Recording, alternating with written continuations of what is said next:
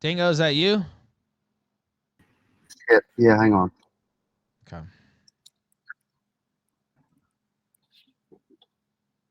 I'm hanging. I'm hanging loose here. Live on the Killstream, 8:01 p.m. Eastern in the States, 7:01 p.m. Eastern, or excuse me, 7:01 Mexican Standard Time here in Merida, Mexico. And Dingo, I think, is going to rejoin on his other account. Oh, my God. There we go. Okay, you there, Dingo? Yeah, can you hear me now? Yeah. Sorry, I forgot to put my headphones in the computer first time. Oh, okay. Yeah, that's okay. Yeah, you sound a little bit better now. Are you excited for this one? Like I told you the other day, yeah, I'm just kind of aggravated, but I mean, I guess so. I'm still kind of pissed from earlier tonight, man. Like we went to the Christmas parade. We had a Christmas parade, locally, I guess, and uh, there was these two little bitches, dude. I was so fucking mad, and I'm gonna try not to cuss too much tonight because I know I need to sound professional. I'm trying to get recruited to the big leagues, like with Jared Taylor and Kevin McDonald. They're not gonna hire me for anything if I True. cuss too much. But anyways, so there's this private school, and it's like a Christian school around here. It's really small, and they had a float in this Christmas parade, and there was this little Mexican bitch and then a little white bitch. I know, you're Mexico, but so the Mexican bitch was the problem. She was the biggest problem, and then the little white bitch, she kind of went along with something. Anyway, let me tell the whole story. So you remember the my wife's little cousin who I told you all of her, like everybody she ever called a parent, died within a year? Yeah, I do remember that, actually. That was sad. Yeah, little white girl, redheaded girl. She looks a lot like my wife to me, and she's 15, dude, 15. And so I Keep guess her away probably from about the same age Cog. as these. But anyway, go And ahead. don't. Oh, mate, no, what, you got a cousin? I heard you had a cousin, mate. What's up? No, but so she's probably about the same age as these little girls on the float. Well, so this little Mexican girl, I have no idea why, but like I noticed, and so I'm sorry, that float stopped in front of us. I guess something was happening ahead. Maybe they were taking a turn, and anyways, they were stopped in front of us for like 4 or 5 minutes. Well, so like maybe 2 minutes in, I noticed that Christine kept getting hit. Oh, I said her name. God damn it. Anyway, so my wife's mini me kept getting hit by like with candy and stuff when she wasn't looking. Like every time she would turn around to give candy or whatever she called, like the one of my kid or my in-laws kids, like another sucker would hit her in the back of the head. I'm like, what the fuck? And so I started looking at the float. It's this little Mexican bitch, and it's like three more times I caught her. I'm like, okay, she's definitely doing it on purpose, because I could write it off for a couple of times as an accident. But then she did it again. I'm like, okay, that was on purpose. I said, if the little bitch does anything else, I'm fucking gonna say something. Well, then she nudges the white girl next to her, and she starts pointing and whispering something at Christine, and then the white girl rolled her eyes, and I'm thinking like, did I say her name again? What the fuck? You did, yeah. So, anyways, I'm thinking like, okay, this little girl, like my wife's cousin, she has done nothing to anybody. She's sitting there minding her own fucking business, and this little Mexican bitch keeps assaulting her with suckers, and then the little white bitch over there is rolling her eyes as if she's somehow perturbed by my wife's little cousin's activity, which is nothing but being assaulted. And I go, as soon as she fucking said something to the white girl on the float, I go, hey, what'd you say? What's your fucking problem? Now keep in mind, I am a grown man, and these are fucking high school girls. Like, it's not a great look. So like my wife and my brother-in-law and my sister-in-law were like, hey, what are you doing? I'm like, no, they keep hitting her with shit.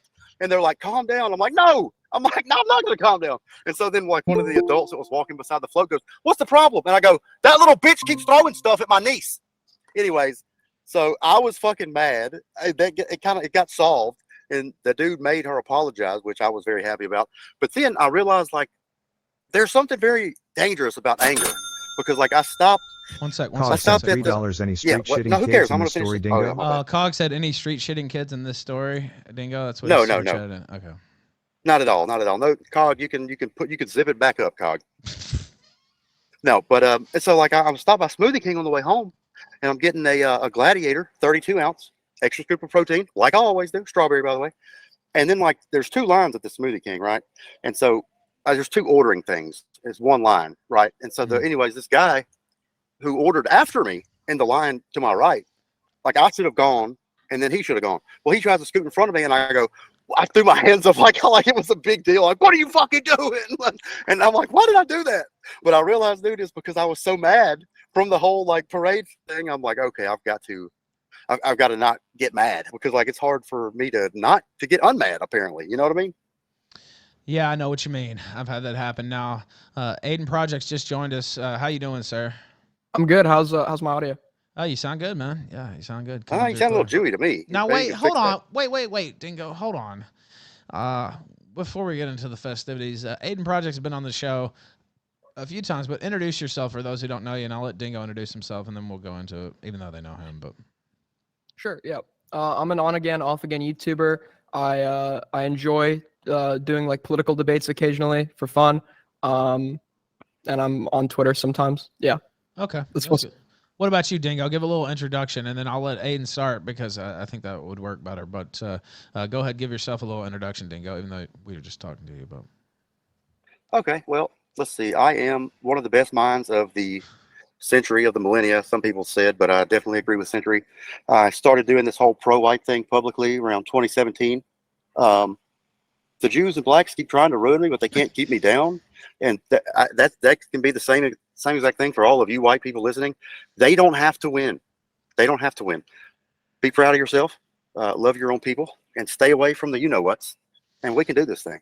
All right, now, Aiden, I'll let you start off. The topic is white nationalism. Of course, I'll interject here and there, but it'll be mostly the participants.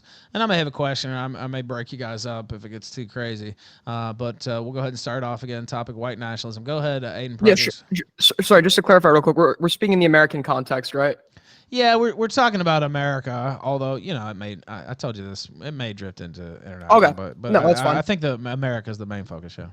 Yeah, sure. So I think that most of like the arguments I see in favor of white nationalism, which you can correct me if I'm wrong, I don't know how you would define it, but a majority or entirely white nation state, I think that majority of the reasonings behind that, such as maybe the black crime rate or the influence of minorities in America, I think there are much more realistic and economically viable alternatives to address those issues than kicking everybody out and creating this like utopian white nation state. Now, okay, what do you think about that, Dingo? It's not a viable thought. Well, I mean, I disagree. Like, but whenever I was talking about this debate or whatever, I thought it was just a concept about white nationalism, not necessarily in America. I mean, I can do it in America. Well, it's fine, just the concept. I mean, I just think America's the main focus, but yeah, you can talk however you want, but yeah, well, that's fine. I mean, I guess if we're talking about America, I would be really curious to hear those actions you could take to mitigate the issues with diversity, because that's what they've been trying to do since the 60s, and nothing has worked. So I'd be curious to hear what you think could be done other than removing the diversity from the equation. Sure. I'll give you some, I guess, solutions. But when you say nothing has worked, that I just feel like that's not true, right? We've seen black unemployment reach like historic lows. The communities have gotten better. So I don't know. I feel like it has been working. Maybe not at like an ideal like pace overnight. No, we have a different definition of worked. Like, that's my point.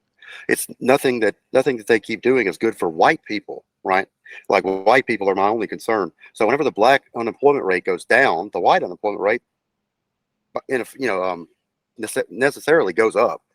We've seen diversity hiring, which has just ruined the white career path.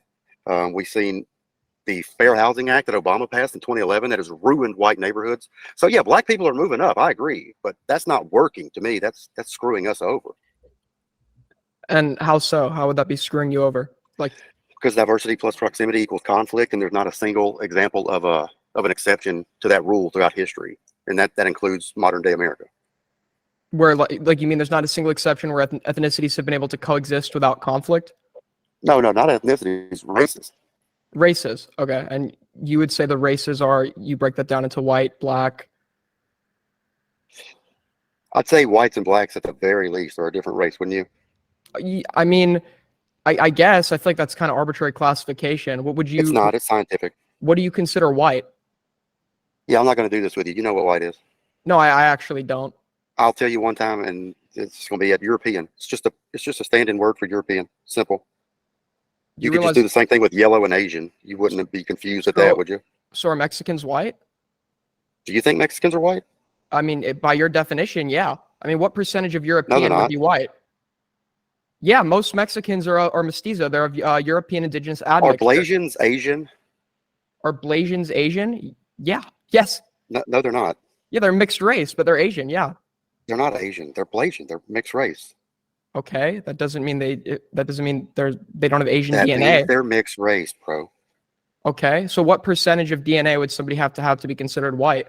Like what of European DNA? Like, okay, check this out. What percentage of the human body is water? Am I a bottle of water? No. Okay. I don't. Okay. So what percentage of, a certain type of DNA does somebody need to be that race? What a silly question. Well, it's not. I mean, if you're It talking is. about creating a white nation state, you'd obviously need to work out the logistics of who you would include and Everybody exclude. knows what white is when it's time to vilify whitey. No, they don't. This has People been like you don't know what white is when it's time to talk about how white people being around non-whites is bad for white people. It's very, very crazy how that works out. I mean, you haven't really explained how that's bad for white people, but I have. But we get to that in a second. I just feel like you claim like white is such a clear like thing, but if that were true, it wouldn't have changed historically. I mean, I feel like, for example, when did it change historically? You don't consider Jews white, right? That's Most correct. people would. Most people would. Well, so what? Who cares? Well, you just said everybody knows what white is, so that's Yeah, they clearly do. not the case if most people are going to disagree with your definition or who you would consider white.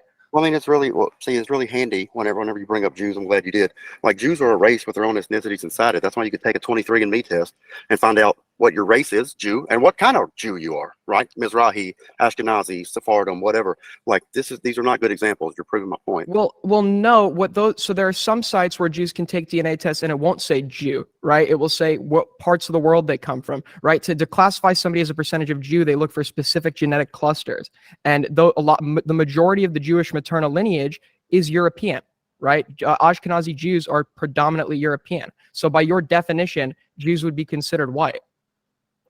No, that's not my definition. You're Jewing the conversation. You said people of European origin. And what do you mean? Like I always said do? I've never Europeans. spoken. What? Yeah, European. I said Europeans. So people of European descent, right? Europeans. Yeah. So if somebody's DNA is This will not turn into a what is white debate. Like it won't happen. So how are we supposed to debate white nationalism? You're going to have to just be a little honest. That's how.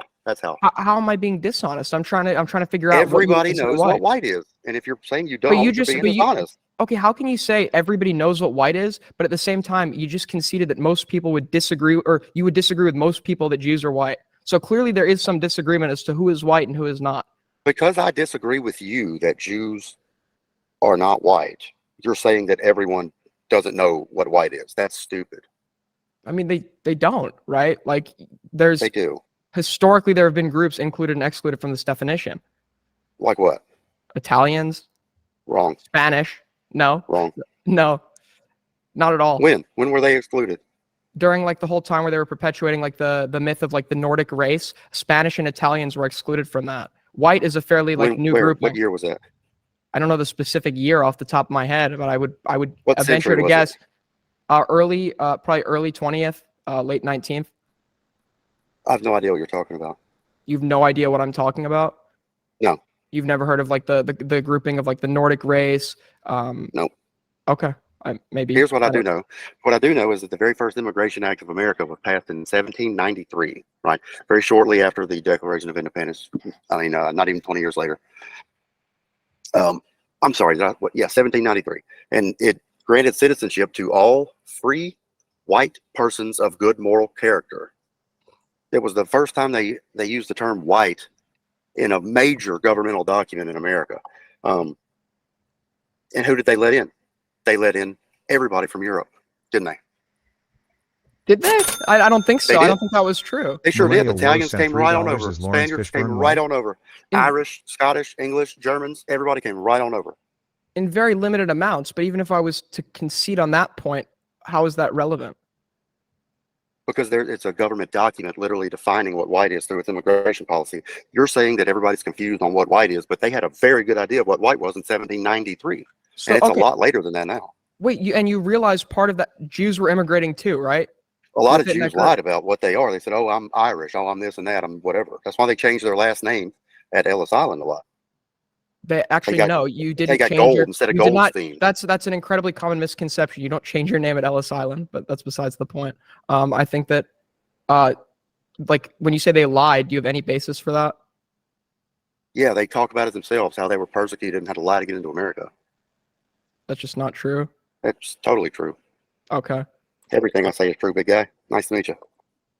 Yeah, nice to meet you too. Cool. So how would you, for creating a white nation state in America, do you think that's viable at all?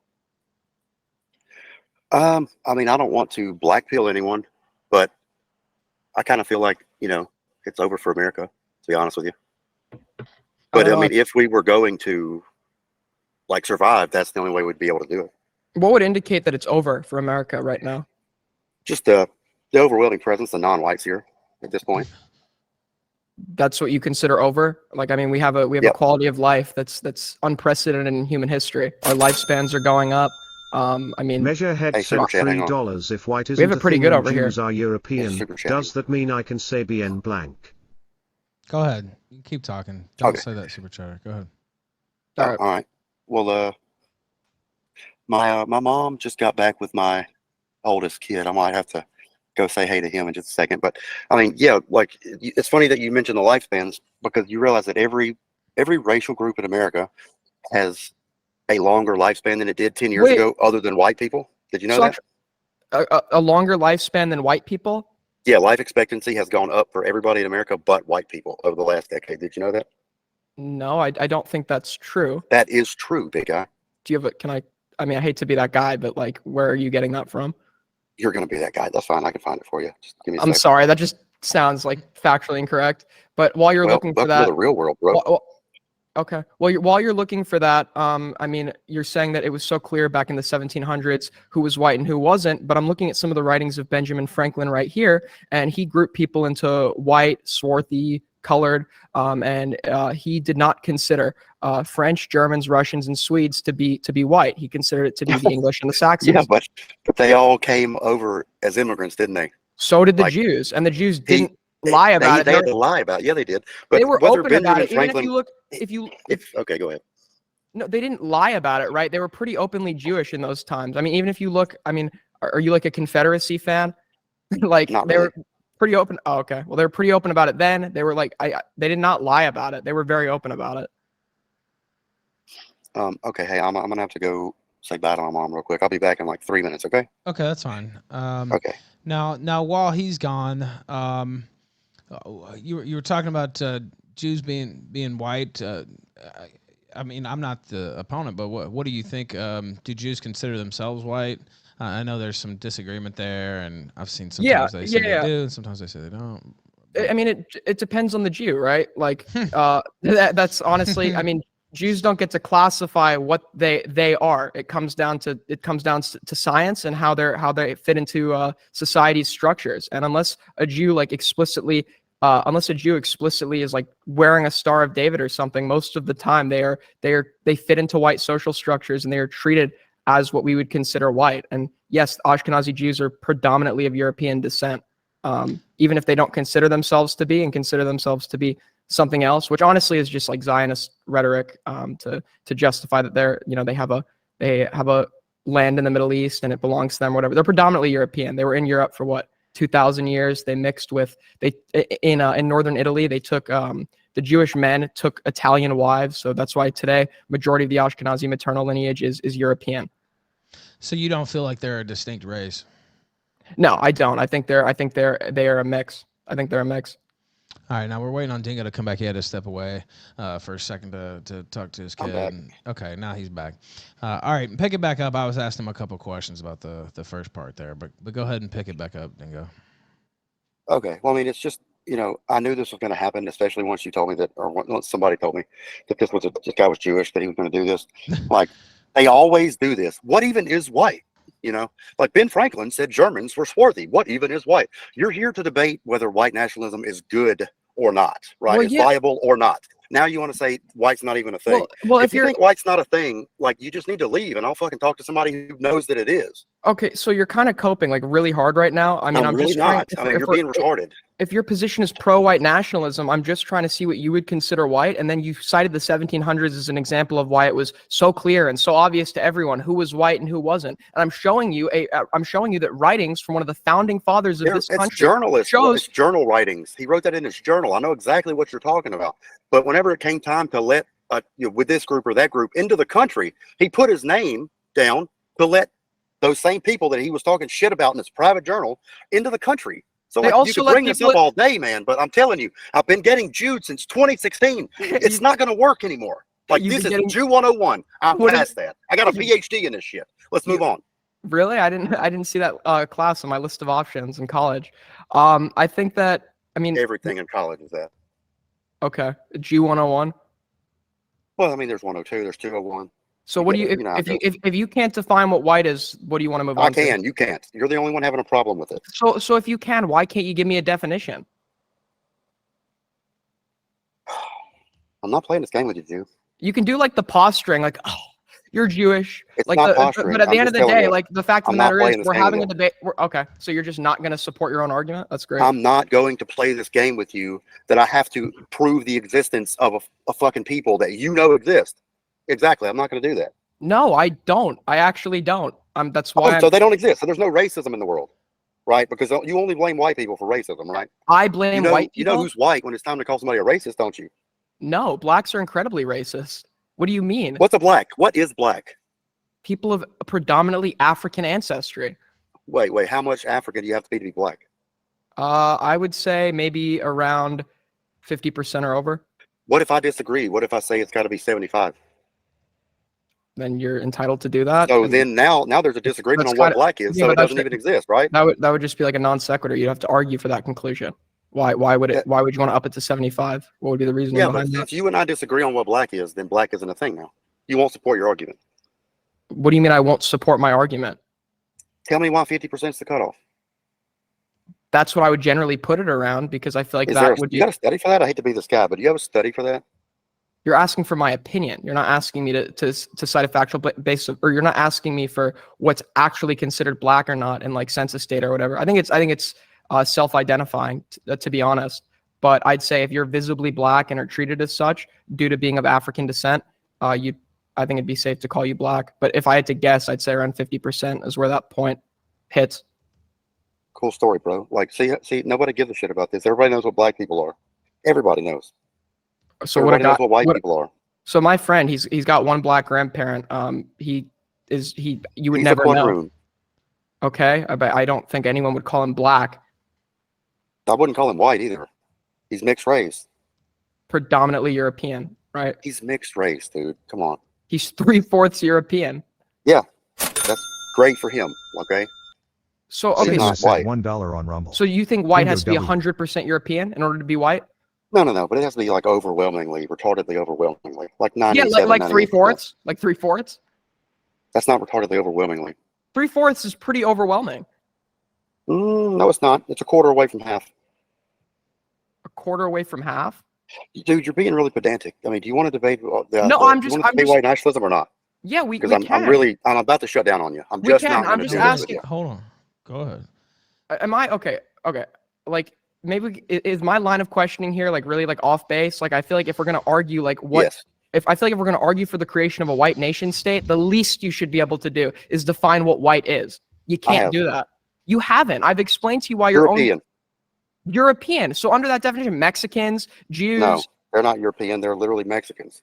mestizos. Oh, mestizos are overwhelmingly European. No, the overwhelming majority of the population in Mexico is just basically pure American Indian that speaks Spanish. That's what the majority of Mexicans are. That anyone who knows anything about Mexico would laugh at such an absurd statement. I don't think That's so. not true at all. Look, I live in Mexico. There are white Mexicans, but there are some.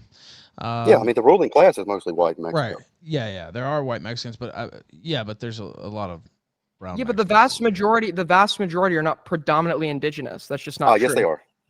No, they are not. Okay, it doesn't matter. Like they're not white. So I mean, Okay. you want to sit here and nitpick everything I say? That's I'm fine, not. But we're here for a very specific topic, and you keep beating around the bush on it. Okay, so how is this beating around the bush? I feel like this is like an essential component to like the establishment of a white nation state. Yeah, and we'll worry about who's white. Why don't you just worry about who's So Jew? I'm looking at the stats here. Mestizo 62% in Mexico. Amerindian 21%. I guess another type of Indian 7%. Other 10% mostly European. Yeah, so So it's about 10%? About 10%. Yeah. Hmm. About 10%. It's a small number, isn't it, Aiden? You realize that supports exactly what I just said, right? No, you said the majority are mostly European. That's what you just said. What do you think mestizo means? It means like an unknown mix of American Indian and European. But I mean, like if you look at the population of the people who were in that landmass when the Spaniards came over, like look at the Spaniard population versus the Indian population. Okay. There's no way that they came out all averaging half white. Let's take a long, crazy trip back to 2 minutes ago, where you stated the majority of Mexicans were almost entirely American Indian. Oh. Ralph just read statistics that show they're mestizo. Yeah, but mestizo doesn't have a defining. It doesn't have like a cutoff percentage, dude. What are you talking about? That's why most Mexicans are really short. That's why they don't grow facial hair. Like those are American Indian genetic traits. You realize that, right? Because Europeans get pretty fucking hairy. Now, mestizo, the official definition, a man of mixed race, especially one having Spanish and indigenous descent mixed together, basically. And this, yeah, so that's the definition of mestizo there. As I'm looking at it live, which I knew that already, but yeah, so did he, and so did I. We all know these things. So they have a little European, but they're mixed with indigenous peoples, and it's a classification from the old era or whatever. But yeah, but it's still in usage today. But yeah, go ahead, Aiden. Okay. So yeah, I where were we? Yeah, I think that that just fits what I said about them being of mixed European and indigenous ancestry, right? And that's why I was asking you where the cutoff would be for who would be white or not. Yeah, that's cool. Well, can we move to a different point though? Because I don't know if we're gonna get an agreement. On sure. What is white? Yeah, go ahead. Sure. So why I should probably ask why. One sec. North 3434 sent $3 on Rumble. I'm English and asked my mom who is English, Scottish or the Spanish white. She laughed. He said, I'm English, and asked my mom who's English, Scottish, or the Spanish white. She laughed. All right, now go ahead, Aiden. Thank you for that, North. I appreciate that. Yeah, so why, I guess why do you want a white nation state? Or actually, sorry, before I say that, sorry, real quick. What do you mean by that? Do you mean majority white or entirely white? Well, I mean, I'm under no delusions that you could achieve, some kind of 100% white nation. Like that would be the goal, obviously. But, the old saying, you shoot for the stars, and shoot for the moon, even if you miss, you land among the stars, right? So if you aim for 100 and you hit it like 96, then I think you're going to be okay. That's a white nation. Like even black countries have a small population of outsiders, like in Africa. You got the Chinese that are going over there and for business and industrial reasons and things like that. They kind of become a significant portion of the population over a decade or two. I understand how things like that work, but I mean, we're aiming for an overwhelmingly majority white country, like it used to be everywhere in white countries. This is not a crazy idea. Yeah. So why do you want this? If I were going to be shallow and pedantic and stuff, I would just say look around. But I guess I'll spell it out, because the presence of these outside groups has brought nothing but strife and violent victimization onto white people. Economic displacement, demographic displacement, diversity hiring that pushes them out of the workforce. There's nothing good about diversity for white people. Nothing. It's only good for the diverse. When you say these groups, I assume you're referring to like black people? Anybody that's not white. Blacks, Central Americans, South Americans, Asians. Yeah. Do we need to go in what percentage they need to be for you to classify them as such? No, but I don't understand how the presence of like Central Asians or Asians, for example, has decreased the standard of living for white people. Indians disproportionately represent the medical industry. They disproportionately represent tech startups, which all benefit our economy. And of course, we like good medical care. So yeah, we love good medical care, which is, I mean, if you've looked at the rate of medical malpractice in the last 20 years, my friend, you have your fucking mind blown. It's skyrocketed, and it correlates perfectly with the browning of the medical industry in America. That's just a fact. You've got England. They took a doctor's license away. This is like 3 years ago, for saying there's only two genders. A white doctor, by the way. And then there was an English doctor, female. I'm sorry, not English. A Pakistani doctor in England, female. She didn't have her license revoked when she literally pulled a baby's head off during delivery. But you would tout her to me as some kind of success story, some kind of, oh, she's making our country better. She's a doctor. Look, what it is she's cheap labor. And the medical industry is not exempt from that. You realize the case that you just cited of like the baby's head getting pulled off? The victim of that was a black woman, right? Black people Because you're talking about how bad it's poorly affecting white people, but poor medical standards, if anything, disproportionately affect the black community. Case. That's one case, right? No, this is the case that you cited. The case that you cited. Yes, and it's not about the victim. I'm not saying look at that poor white victim. I'm saying look at that terrible brown doctor. She pulled one baby's head off. We heard about. How many other horrible things has she done to the people of England through her malpractice that we don't know about? It wasn't England. Not, right? It was Phoenix. What? It wasn't England. It was Phoenix, Arizona. But I mean, there's nothing else I think on her record, so I don't. There must be a different one because this is. Okay, yeah, we don't need to go. Yeah, I guess we don't need to go like over this specific example, but like a lot of if you're talking about like if you're arguing for a white nation state because of the like negative effects minorities have had. No, I was responding to what you said. See, you're not. You can't shift. You can't keep shifting. You said it's strengthening our medical industry. Your words, strengthening our medical industry, strengthening our economy, bringing over smart people. I said, okay, here's an example of one of these smart people who are strengthening our medical sector, and you're like, oh yeah, but the victim was black. You see how dishonest and crazy that sounds? Well, how is that dishonest? How is that dishonest? Black people just have way like lower standards of medical care in the country. If anything, like I'd argue like we need to work on that so they can get equal like treatment, right? You say life is getting worse for white doctors. Got news for you. Okay. I mean that's just like a feelings-based argument. I can't really address that. There's nothing like factual or scientific about that. I don't know what to tell you. Okay, sure. So your reasoning is the quality of life for white people is getting worse due to the presence of minorities when I guess like the crime statistics you like to cite related to minorities or the yeah, those are bad. Yeah, those are black people once again disproportionately affected. They seem to be the victims in all of this. Yeah, but I don't care about the victims. Like I care about like white victims, and these 100% of the attackers of the crime rates that I bring up are black, and that's a problem. That's so every time they hurt, kill, kidnap, rape a white person, if they simply weren't here, that would be one less white victim, and that's kind of difficult to argue against. I'd like to see how you're going to do that. Well, yeah, if we're talking about if you keep talking about the examples that you brought up, I would agree that we need to work on ensuring better medical care in black communities and not and increasing the standards of healthcare, and like it's just it is disproportionately bad. I would agree. Why? Because I think black people bad. Because it's underfunded, just like most of Black America, impoverished, underfunded. I mean, why do you think the crime rates you like to cite so much? Why do you think that is? It's all related to socioeconomic circumstances. I know you're going to laugh at that. Yes. Yes. Explain the Appalachian region to me. Explain the crime rate in the Appalachian region to me. The what? That's the crime rate. The violent crime rate in the Appalachian region. That is the poorest area of the entire country, my friend. And guess what? It's over 90% white. And guess what else? It's got the lowest crime rate in the country. Well, you can cite a specific place. Statistics in general show that poor whites commit just as much crime as poor blacks. No, they don't. No, yes, they don't. They do. I'll actually link you my source. Lie. I'll actually link you my source. That's just true. Hold on. All right, we'll wait for the link there. Live on the Killstream, 8:35 p.m. Eastern, mid blood sports bout here live on the show. Now I'm looking at some Gabe Hoffman nonsense. Somebody just sent me. Oh my god, I can't get into that. Oh my god, I said that he wasn't top tier. I won't. Here we go. Go ahead. Bureau of Justice Statistics. How do I link this in chat? Here we go. Yeah, and actually some statistics show that poor whites are even more violent. Are you sharing that, Ralph? Yeah, this is.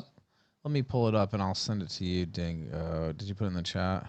Okay, yeah, I see it. All right, I'll send that to you, Dingo. I can pull it up here on air as well. Now, here goes the link to you, Dingo, and then I'll pull this up just real quick, and they're audio only anyway. Household poverty and non-fatal violent victimization, 2008 through 2012. The abstract, which I'll just read the abstract, says present findings from 2008 to 2012 on the relationship between households that were above or below. Hold on one sec. Skinhead friend sent $3 question for Aiden. Can you name one thing black people have contributed to society, not including move, food, and music? Otherwise, you're a racist. Now, let me read this, and I'll go back to that. And thank you for the super chat tonight. I appreciate it. Hopefully, we hit the goal. All the options are there. Present findings from 2008 to 2012 on the relationship between households that were above or below the federal poverty level and non-fatal violent victimization, including rape or sexual assault, robbery, aggravated assault, and simple assault. This report examines the violent victimization experiences of persons living in households at various levels of poverty, focusing on types of violence, victims, race or Hispanic origin, and location of residence. It also examines the percentage of violent victimizations reported to the police by poverty level, data from the National Crime Victimization Survey, blah, blah, blah. Now, what do you say that this, well, I can go through some of the bullet points. Persons in poor households at or below the federal poverty level had more than double the rate of violent victimization as persons in high income households. And I see this, the overall pattern of poor persons having the highest rates of violent victimization was consistent for both whites and blacks. However, the rate of violent victimization for Hispanics did not vary across poverty levels.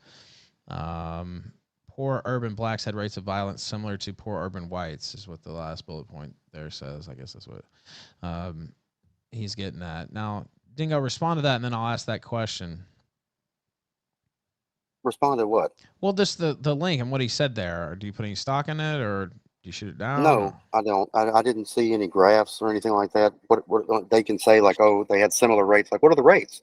And are we talking, you know, whenever it says violent victimization, is that a survey of victims of violent crime, or is that a survey of people that commit violent crime? Wait, what do you think victimization means?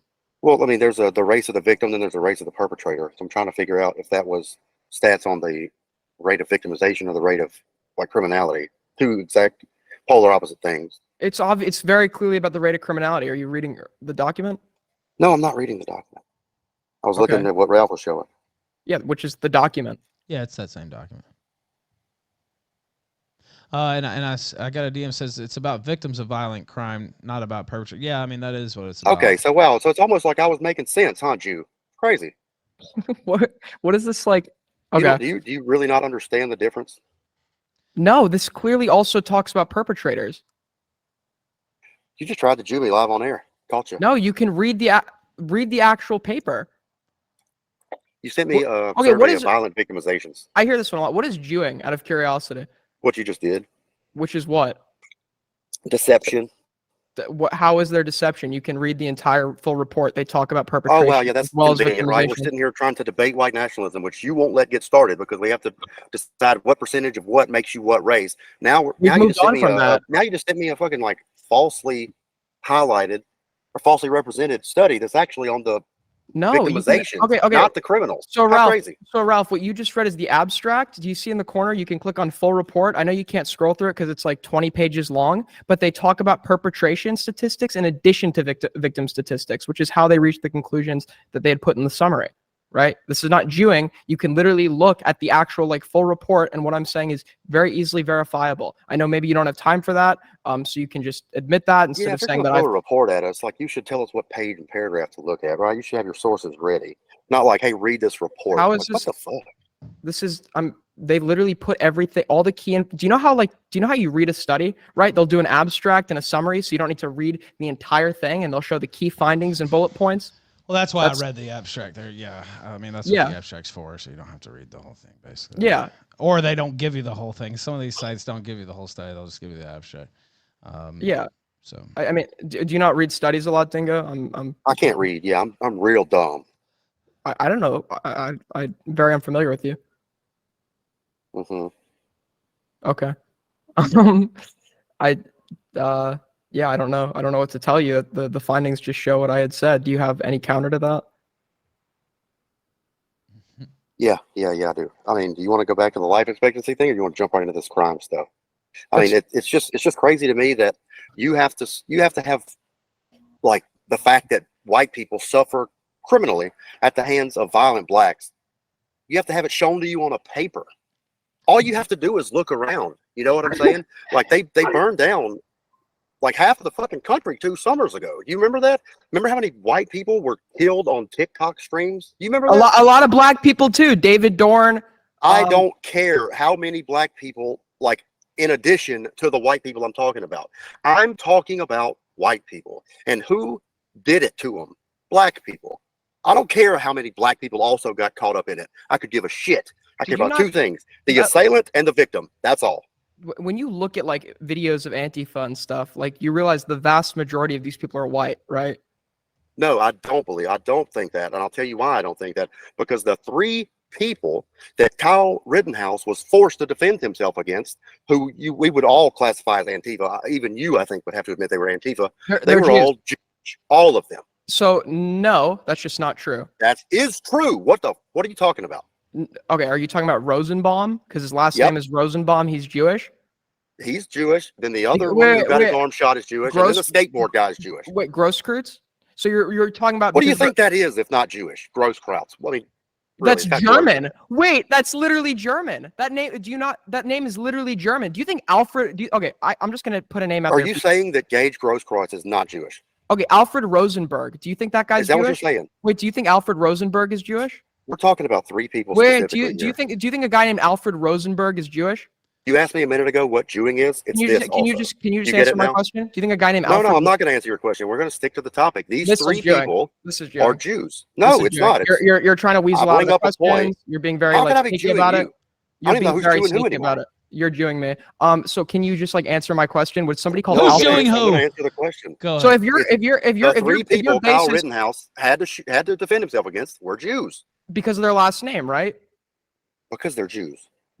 When you're getting to that conclusion because of their last name, correct? No. What do you mean? Okay, so how is there like a source you're reading this from? I feel like you're just jumping to this conclusion because his last name is Rosenbaum. I'm 100% not. It's a well-established fact that they're all Jews. No, it's not. It's a matter of record. No, it's not. It is. Okay, I have yet to see any of these records, but if last name is the only basis for you, then I'm citing there are tons of people who have German last names that you would probably assume were Jewish and aren't. Like Alfred Rosenberg was actually like a fucking head of the Nazis. I don't know what to. Was Alfred Rosenberg shot by Kyle Rittenhouse that night?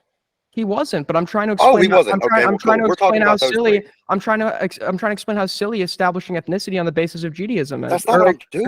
On the basis of the last name is. You're trying to put words in my mouth. I'm not saying look at this. I know they're Jews because of their last names. So why did you say to me? Why did you say to me? What do you think Grosskreutz is? It's German. I was making a joke because the word "gross" is in it. That's German. You're being autistic all about it. That's German. That's literally German. Oh my God. Okay, no more jokes for the Jew. Got it. Okay, that's literally a German last name. I don't know what to tell you. Yep, well, that's gross of you. All right, now. Well, now let me read this. This is I see we might have a call in too. But this is from the study. Relative to their share of U.S. population, 60% white people were underrepresented among offenders in non-fatal violent crimes. 52%. They accounted for 45% of offenders involved in aggravated assaults and 31% of offenders involved in robbery. They were not underrepresented to a statistically significant degree among offenders involved in rape or sexual assault. Rape or sexual assault, 56%, or simple assault, 59%. So I was reading that from the study. I think Andrew Wilson might call in at some point too. He was wanting to call in too, but. Now, let me ask you this question, Aiden. Question for Aiden. Can you name one thing black people have contributed to society, not including food and music? Otherwise, you're a racist. One thing black people have contributed to society. Yeah, over a million. Over a million.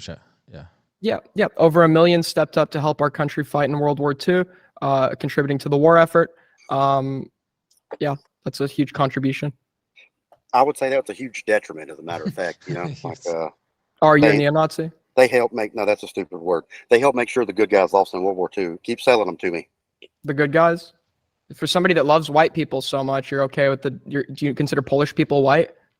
Yeah, of course. So do you think what the Nazis did to the Polish people was cool?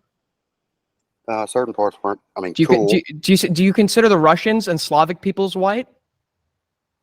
Yeah. So do you think the Nazis' Ost plan to starve all of them to death and destroy their culture and replace it with Germanic settlers was cool? That made them the good guys? We don't even need to talk about the Jews. Let's say for argument's sake, because I know you don't think this, let's say for argument's sake, no Jews were killed, right? Jews weren't even the victims. You read Mein Kampf. He literally talks about what he plans to do to Russia, right? Do those white people not matter to you? Do those white people not matter to you? Mein Kampf about? like killing Russians. I didn't see anything about the Slavic people are a lesser race. He discusses the Ostplan, and even if you don't look at Mein Kampf, they literally created a whole plan of what they had planned to do to Russia. They plan to, if you look at like what they plan to do to places like Latvia, they plan to starve 1/3, enslave 1/3, Germanize 1/3. They drew up specific plans for each of these Eastern European countries, and it would have involved the deaths of millions of Slavic people, which he explicitly clarified were an inferior peoples in Mein Kampf. Yeah, I don't believe the whole thing what you just said about like enslaving and blah blah blah. I don't believe that. I just don't believe it. I've never seen that. This is the first time hearing about it. And much like what Benjamin Franklin said about Germans being swarthy, white people can have their own disagreements amongst each other. Like if that's perfectly fine. It's expected for an ethnic group of whites to think that they, their ethnic group is better than the other ethnic group. But at the end of the day, does that mean that they're not white? Of course not. Like, and Hitler gave many speeches about what a European is. If you want to sit here and quote Hitler and then like put words in Hitler's mouth, that's fine. But we can also go and talk about the best speech he ever gave of what is Europe. What is Europa? It was the best speech given by any person ever on this entire planet. Why don't we talk about that? This is very common historical knowledge that I'm giving to you, right? Like even the neo-Nazis I've spoken to, they don't even disagree with me on this point. I've never talked to a neo-Nazi, by the way, and you haven't either. That's a dumb word. So you don't think neo-Nazis exist? I think that it's a Jewish creation. It's just a Jewish boogeyman created back in the late 80s, early 90s, and people still run with it. There's no such thing. Needed. Okay. I feel like people who like base their entire political views around perpetuating the ideas of Adolf Hitler would probably be safe to call them like post. The views of Adolf Hitler was just basic pro-whiteism with a specification in being pro-German. Wait, so do you think very similar? What? So you don't think Slavic people are white? Yeah, I do. He never said they're not. He never said they're not European. Wait, did he? Okay, maybe I'm like totally schizophrenic here or something. Probably. He explicitly clarified that Slavic people are an inferior peoples that are unworthy of life. Inferior to Germans, maybe. I mean, where did he say? It's stated in Mein Kampf. It's said in Table Talk, which was published by the Nazi regime. It's stated in Nazi propaganda. It's stated by Goebbels. It's stated by Himmler and his speeches to his men, many of which were recorded. That what they had planned to do to the Slavs is very public knowledge. And I will agree with you that what happened to the Jews, or what you claim didn't happen to the Jews, does kind of overshadow that. And I agree, more people should be talking about the victimization of the Poles and what he had planned to do to the Slavs, which was absolutely horrific. And they are white people. They are white people. Now you know what white is. No, I'm asking. I've always known what white is. I'm asking you what white is because you clearly can't define it, and I feel like that's important in working out the logistics of a white ethno-state. How do you know Poles and Slavs are white then? If you said you don't know what it is. Because it's people predominantly of European descent that would fit into white social structures, right? Which is why I like that. That would be my definition, right? That's cool. Okay. I'm not the one trying to create a white nation state, so I'm not the one that really needs to define what it is. I was asking you to see what you would consider to be white. But in common talk, you know exactly what white is. Yeah. I just find it really weird for somebody who claims to be pro-white. You're like so pro a guy who wanted to kill millions of white people. Yeah, so what? So what? Like, what if I? So what? That's way worse than anything. Why don't you just shut up? I'm trying to talk to you. What if you're telling the truth and Hitler does think that Slavs aren't white or whatever? I disagree. Simple as. Who cares? Okay, no. I'm asking you. He's not my God. You claimed you value the well-being of white people, and I think anyone who values the well-being of white people wouldn't be supporting someone like Hitler. He's dead. How can I support him? You support what he did. You don't think you can support actions that have happened in hindsight? I can't support a person that's dead. You don't think you can show agreement with previous actions? Oh yeah, sure. So yeah, you're showing agreement with his, I guess, overall ideology. Yeah, so what? That's an ideology that wanted to enslave and victimize millions of whites. I don't believe you. Which is really funny for somebody who claims to be super pro-white. I just don't believe that he said anything about enslaving anybody. He did actually, right? They drew up plans for every Eastern European country on exactly which percentage they were going to enslave. It's General Plan Ost. You can look it up. There's tons of documents related to this. Very common historical knowledge. I don't know if you didn't pay attention in school or what the education where you're from is like, but this is just very common knowledge. Whatever you say. Okay, cool. That's just all right. Okay, now we have a special guest here, guest caller. There was also a super chat, and I'll let you answer this. North said, Aiden, are you white? I mean, do you always call yourself white, not just when it fits? Yes, I am white. I've always been white. It's not something I really care about that much, but yeah, I'm white. I benefit from white privilege. I always have. I've never not considered myself white. It wasn't actually until I started talking to people like Southern Dingo where I found out I wasn't white all of a sudden. So yeah. All right, now Andrew Wilson called in here, guest caller. Now I would have patched him through, but the patch hasn't been working right for whatever. Long story, it doesn't work right on my laptop. But he's here, special guest caller. Go ahead, Mr. Wilson. Yeah. Hey, can you guys hear me okay? Yeah. Yep. Hey, how you doing, Dingo? Nice to Good, see you dude. again. Long time no see. Yeah, long time no see. Hey, I hate the fact that I have to come in here on behalf of Dingo, who's been a vicious debate partner towards me in the past, Aiden. But Aiden, can you tell me what a heuristic is? It's kind of like a mental shortcut on how to. I guess I'd say yeah, it's like a mental shortcut.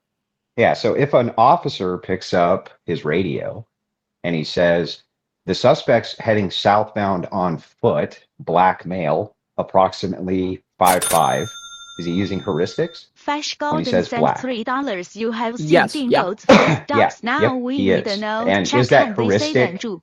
accurate the overwhelming majority of the time, or else the heuristic would be useless? Yes, I think Yeah, it would. So if you were to define out an ethno state, like many ethno-nationalist states which exist right now, like Japan, for instance, where you apply a heuristic, wouldn't that be accurate almost all the time, even if there was some wiggle room for mistakes? Not by Dingo's definition, no. I mean, Hang on. I'm not asking about Dingo's definition. I'm asking you a question. Like the heuristic that we use for who's white and who's not. Yeah. Yeah, I think that'd be accurate most of the time. So then if you had a heuristic which stated this, and then inside of that heuristic, you put in additional qualifiers and then demonstrated those qualifiers for why you believe X group should be moved out of the heuristic, that would be valid argumentation to you, correct? Yeah. Okay, great. So can you at least start from a good faith charitable position of saying that you understand Dingo's trying to use a heuristic?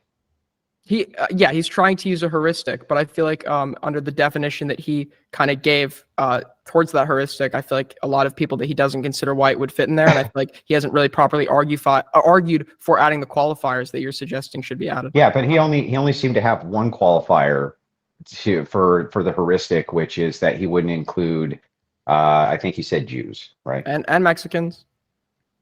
Yeah, right. But Mexicans wouldn't fall under the heuristic of white. You would agree that that's true. Otherwise, the heuristic wouldn't make sense. Maybe some Mexicans would, but for the most part, they wouldn't fall under that heuristic how we use it, right?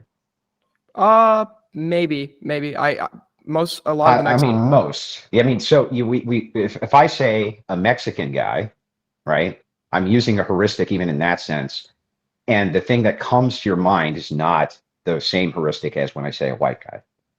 That's why we have heuristics. So.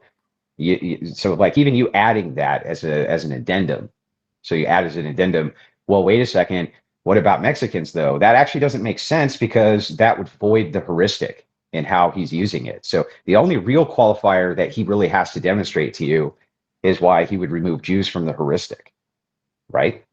Mm-hmm.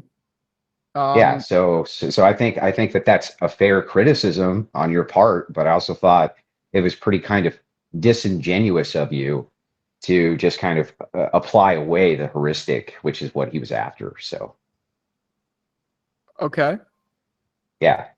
So that's all I really had to say. It was actually frustrating to listen to. Like, I don't think that you couldn't beat the worldview, but you got to at least be genuine. You clearly know what a heuristic is, and you know what he's referencing. So. When he says everybody knows, that's what he's talking about. He's saying there's a heuristic, which we use, and you use it too, for what identifies black and white in all these different kind of categories. And you agree that those are true. You just have a problem with defining in or out Jew in that heuristic. That's all. That's the real argument here.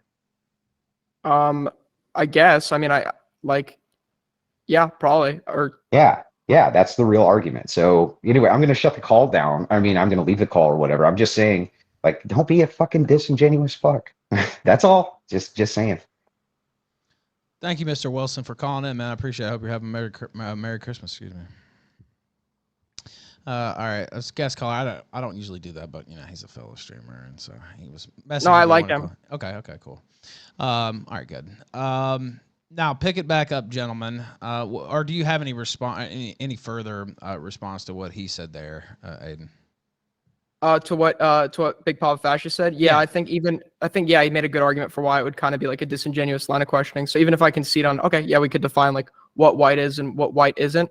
I feel like I'm now just really fixated on why Dingo, somebody who claims to be a white harm reductionist, would be so supportive of people that want to kill white people. It's kind of irrelevant, isn't it? Like what How's people that irrelevant? I think did good things because we're talking about a concept here. Like we're talking about a concept here. It's very simple, and you want to focus in on what I think of certain people who aren't even alive today. It's a little bit silly. Okay. I mean, I feel like it is. I mean, it is. You take pride in being Jewish? No. Are you disgusted by being Jewish? Am I disgusted by it? Are you completely neutral on the fact that you're Jewish? Is that what you're telling me? I've never considered myself Jewish, but Are you not Jewish? I'm partially Jewish. I was brought up not Jewish, but I am I guess if I take a DNA test, yeah, I'm partially Jewish. I mean, how could you sit there and call yourself partially Jewish whenever Benjamin Netanyahu is killing a bunch of infants in Palestine right now? I'm very vocally anti-Zionist. I mean, you see what I'm saying? It's just a silly line of, Hitler may or may not have done this, and you call yourself the concept is. You want to talk about what's disingenuous? I'm pro-white. It's very simple. I'm pro-white. We're talking about today, right now, in the present. Here's what's happening to white people, and here's what I want. You just directly commended speeches by Hitler and said I was lying about him. If you bring up Benjamin Netanyahu, I'll tell you right here that he's a war criminal, that he is killing Palestinian children, and probably should be executed. But I'm not gonna like. Wow, that's a fundamental difference between me and you, right? It's not like I'm saying you support Adolf Hitler because you're white. That's not what I'm saying at all. I'm saying that because you just showed support through your words. I'm not showing support for Netanyahu through my words. Okay, well, good. So I feel like that's a very disingenuous comparison. Yeah, sure. The point is, like, Hitler said a lot of great things. He had a lot of great ideas. The stuff that you're saying he wants to enslave this and that, I've never seen any of that. Most of his ideas were horrible. Most of his ideas were horrible. Who? Most of his ideas were horrible. Even if you are a Nazi, you have to agree. Most of his ideas were horrible. Hitler? Is this debate about Hitler or about what's going on today? That's the point I'm trying to make. I originally wanted to debate you on that, but I was told you're not willing to. So. Well, no, I mean, I'm not going to get into an autistic argument about the Holocaust with a Jew like that, because you'll just pull the same shit you've been pulling this whole time, but you'll have a lot more like stuff to go into. You want to talk about the rates of no, not like facts. No, like a bunch of stuff that you can nitpick, just like you're doing right now. What's the specific percentage of Europeans someone needs? Just completely pretending that nobody knows what white is, just like you're pretending not to. It's just silly. Well, so you don't even want to talk about white nationalism. You don't even want to talk about that. You want to talk about whether Hitler did this or that back in the fucking 30s. It's silly. Yeah, so what we actually were just talking about right before Hitler is like what your reasoning would be for for creating a white nation state. And how did that go into Hitler? I actually don't remember. I feel like it was you calling me a neo-Nazi. Yeah, and then I think you brought him up. No, you did. Okay, well, I guess I did. I don't remember doing that, but okay, well, I'm not shocked. I do. So what we're talking about is present-day white people and present-day diversity and the present-day effects of said diversity. It's very simple. It's not good for white people. Whether you're talking about crime, which you're pretending like you don't know exists, but we all do know that it exists. Then you try to say Antifa's mostly white people. I brought up 3 specific examples of Antifa who were Jewish. But they're not. They're not Jewish. They are. Where? They are Jewish. Where are you? I'm so sorry that they're Jewish, but they are. Oh my god. So you can't just pull non sequiturs and expect me to just move on, right? Like you can't just make a conclusion and have no basis for it. It's a matter of record. Like that's the thing. If you want to try to go against the matter of record, you have to like. What record? What record? No, that's the record. Wait, you think that's how the burden of proof works? You think? I mean, I think that the Holocaust is a matter of record, and the people who say no, it didn't happen, they come with a lot of facts. to prove that it's not actually the case, trying to get the record changed. Yeah, and it's a matter of record that those 3 are Jews. Okay, what record? That's just not true, right? I'm just gonna pretend everything you say that's all Jewy. I'm just gonna act like I didn't hear it. How is it Jewy? You're just lying, right? You're just lying. If anything, you're doing what you would consider Jewy. You're blatantly lying and unwilling to concede. It's very obvious to me that you're assuming that these 3 people are Jews, and they're not. But it's very obvious to me you're assuming so because they have German last names, which just attests to how for somebody that loves white people, you're very you're not very knowledgeable about the $3 on Rumble. the cultures. And I know he's not a Jew. He goes to the same temple as me. Now I'm trying to clarify this myself. Flash Gordon sent $3. Here is a source for Dingo's Antifa claims from the Israel newspaper The Forward. All right, and I'll pull that up too. And I'm trying to find background. To be fair, I assumed that Rosenbaum was Jewish. I didn't know that was necessarily in dispute. Now I can't immediately find an article detailing that, but I am looking to see if I can find one. And this was linked from the chat. Your top 9 Yiddish Antifa anthems, a revolutionary playlist. It says the Yiddish roots of Antifa, the anti-fascist movement, whose precursors date back at least as far as opposition to the Russian Tsar, have been well documented. They are also enshrined in a canon of Yiddish Antifa songs. Songs of resistance, anarchism, revolution, and workers' rights, and then this is like a list of the songs. Now this is from the Forward, which is the Jewish Daily Forward, I think is the full name, something like that. Yeah, there are Jewish Antifa divisions, right? I would imagine so. It's pretty clear why Jews would be opposed to fascism, and I'm not claiming there are no Jewish members of Antifa. Hell, if you can show me record of Rosenbaum being Jewish, I'll concede.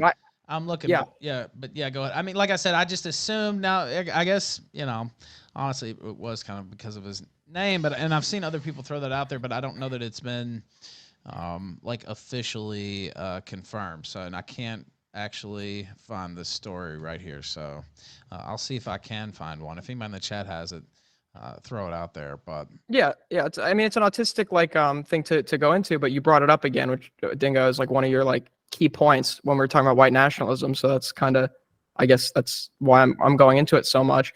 But your other reasoning is that, well, I guess that's your reasoning why Antifa isn't majority white. It seems like you rely mostly on individual examples and anecdotes, and then when you're presented with actual studies, statistics, anti-fascist action was invented by Jews in opposition to National Socialist Germany. Was Ernst Thälmann Jewish?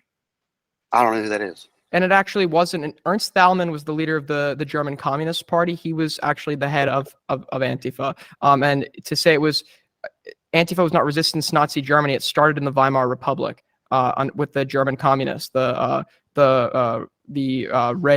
Red Fighters. But yeah, Thälmann was not Jewish. This is easily verifiable. There were a lot of Jews who were involved with the Communist Party in East Germany, which makes a lot of sense. I don't understand why Jews would support Nazism, although there were a few originally, surprisingly. Oh my God. Can you hear that? Yeah, I heard what? It. But yeah, it was like a horn honk or something. Yeah, the fucking retarded neighbors set their alarm off. Sorry. Okay. It's off now. It's okay. Go ahead, Ed. Yeah, I don't. Also, by the way, if possible, if later in the debate, am I able to take a caller? If you'd like. Yeah, I think that's fair. I think so. But what I was saying was, there were a lot of Jews involved with it, but that just makes sense. I don't understand cockroaches aren't going to vote for the exterminator.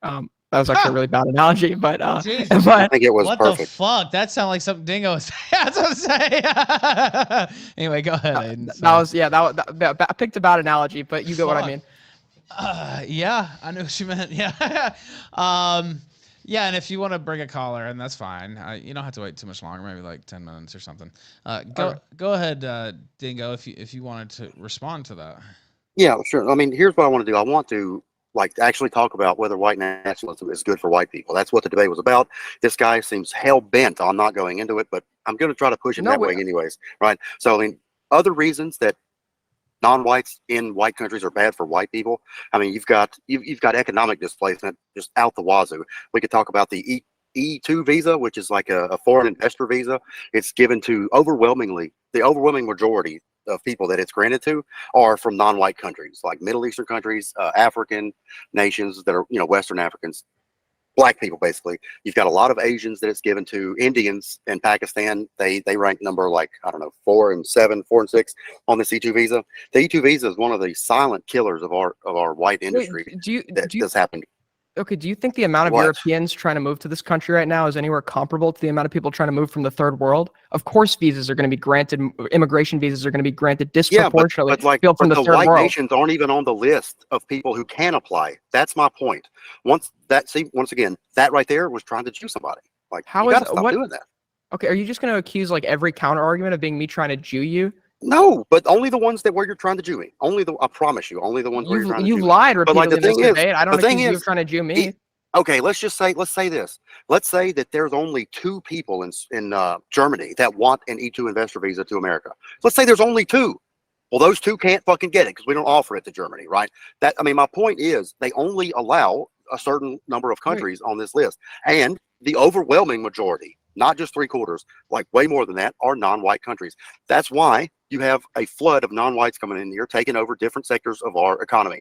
The convenience store sector is one. People think like, oh, it's just a small one. It's not small. Like, it's countrywide, firstly, and it's it is impossible for a white person to run a convenience store anymore and compete with the non-whites who come in on an E2 investor visas. And there's a bunch of reasons why.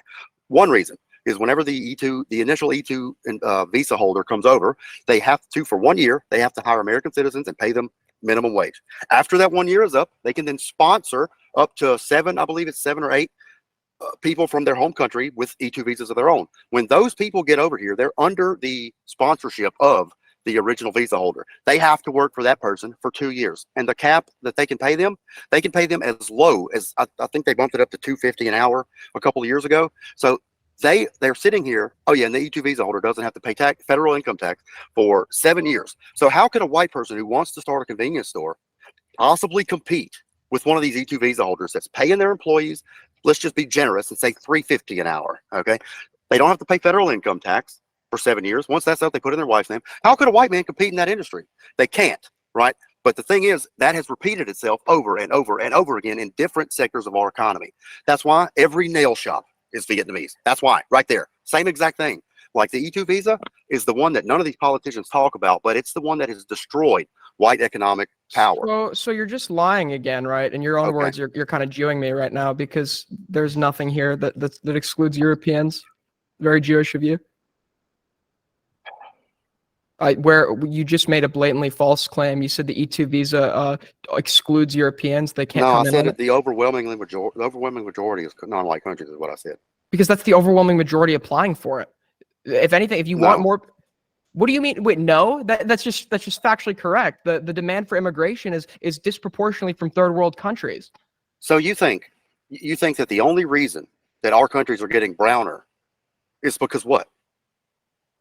Why? What do you mean? Like, why? Why are our countries getting browner through the E2 visa? It's an accident. There's only 41 in 2018. There were only 41,000 people that came in on the E2 visa. That's almost nothing, right? Like that has nothing. Sure, the country's getting browner. Sure, the country's getting browner, but it has nothing to do with the E2 visa. I don't know. I would challenge those numbers heavily. I don't know. You think more? Okay, so yeah, I do think more. Yeah. Okay. So I don't think that our country's economic sectors have been completely replaced from white people to non-whites over the last 20 years because 18 to 40,000 people come in a year. Yeah, that's exactly what I think. So you bring up the E2 visa and claim that non-whites won't be granted it, but according to the visa, you can apply for it if you are from Canada, Ukraine, Switzerland, Spain, Slovenia, Slovak Republic, Serbia, Romania, Poland. The Belgium, proof is in the pudding Austria, of who gets over Denmark, here, Finland, France. But why are none of those people over here on E2 visas though? Because they're not applying at the same rate. Is that rate. right? They're not applying. You know this. They're not applying. Yeah, the demand for immigration is disproportionately coming from the third world. Our country is sitting here. The demographics are being changed everywhere. Australia offers a similar type of visa. Most places in Western Europe offer a similar type of visa. It's not called the E2 visa. But you're saying that like it's just Israeli passport? Just by accident that the people who get these visas are non-white. I don't think it's by accident. Obviously, it's the amount of people that are applying for the visa, right? Well, there's a lot more that goes into somebody coming over here and replacing economic sectors than just who gets the visa. Like the E2 visa. Then don't argue for that. Then don't argue for that. I don't know what to tell No, you. I am arguing. That's exactly what I'm arguing for. But the E2 visa, the way it works is it's an investor visa. There's not a cap or a limit on the amount of money you have to invest to have this visa. It's not like you have to have at least 30 grand or whatever. I've seen exceptions for people who have as little as 18 to 20 grand, other people have 100 grand, but most of these people are not, they're not the rich, the best people from these countries. They don't just have 100 grand laying around.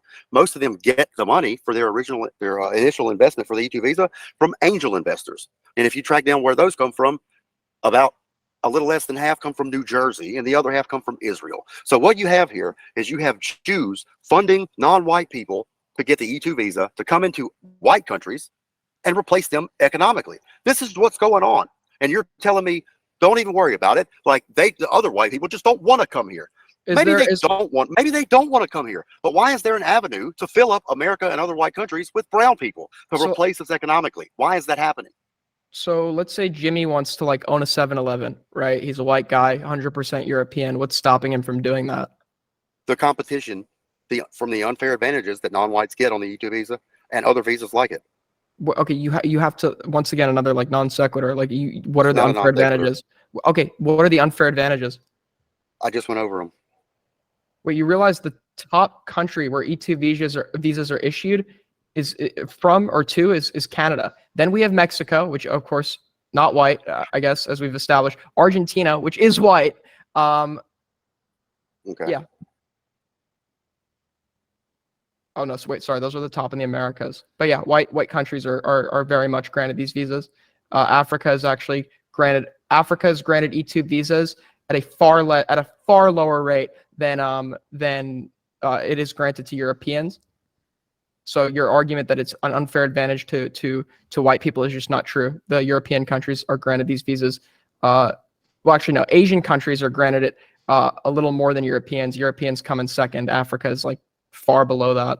And yeah, a lot of white people get these visas. Also, you're saying that the most is Asians? Yeah, from Japan. Japan is the country that gets issued these. I mean, do you take issue with Japanese people being in this country? I take issue with anybody that's not white getting that visa whatsoever. Absolutely. Well, okay. It's typically people like you tend to be very pro-Japanese, so I'm very confused. I'm not pro-Japanese. I'm pro-white. I don't give a shit about any other group. My point stands. You've done nothing to refute it whatsoever. It does. It absolutely does. So if your point was that E2 visas, there's an unfair advantage to people that aren't white, and I've just explained to you that the vast majority of there's a guy in my hometown named Lottie. He owns every convenience store. Another anecdote. Yeah, it is. It sure is. Every convenience store. That's all you have. You have no quantified data. You have no statistics. You have nothing. You know where he's from? You know where he's from? He's from Canada. I don't know who he is. But you know what he is? He's fucking brown, right? So I'm just once again, you're saying don't believe your lying eyes, Whitey. It's not like Pakis and Indians own every convenience store, and you just pretend you don't see it. No, I agree. They do own a lot of convenience stores. Well, why do they if mostly Europeans are getting these visas to come do this? It doesn't add up, does it? Wait, okay. First of all, you realize ethnic groups based on their cultural values will be more inclined towards certain industries? Right? What? Okay, do you not understand that every industry, right? They're for example, Asians are disproportionately doctors. Do you not think maybe that's because of Asian cultural values, or tell me what part of what country's culture is going to lead them to be a gas station owner? Okay, American Indians. I don't know the exact history behind it, but if you have family that is in this business and you learn things about it and see that they've become successful doing it, then I think it would make more sense for you to also pursue that industry, right? Wait. American Indians. Not America. Sorry, Indians in America. I'm not referring to Native Americans. I mean Indian Americans. Well, let's talk about Native Americans. Why is it? I don't know. Why? Hang on. Why is it a stereotype that a lot of Indians own casinos? Why is that? Because it's built on tribal land. Because they can get around the gambling laws. Because they 100% correct. Thank you for a good answer. It's economically viable for them to do that. For them to pursue that path, right? Yeah. There's no difference as to why there's South Koreans or Vietnamese completely own nail salons and Pakistanis and Indians and other types of browns own all the gas stations, and South Koreans or all these other people, Laotians own donuts shops now. It's not.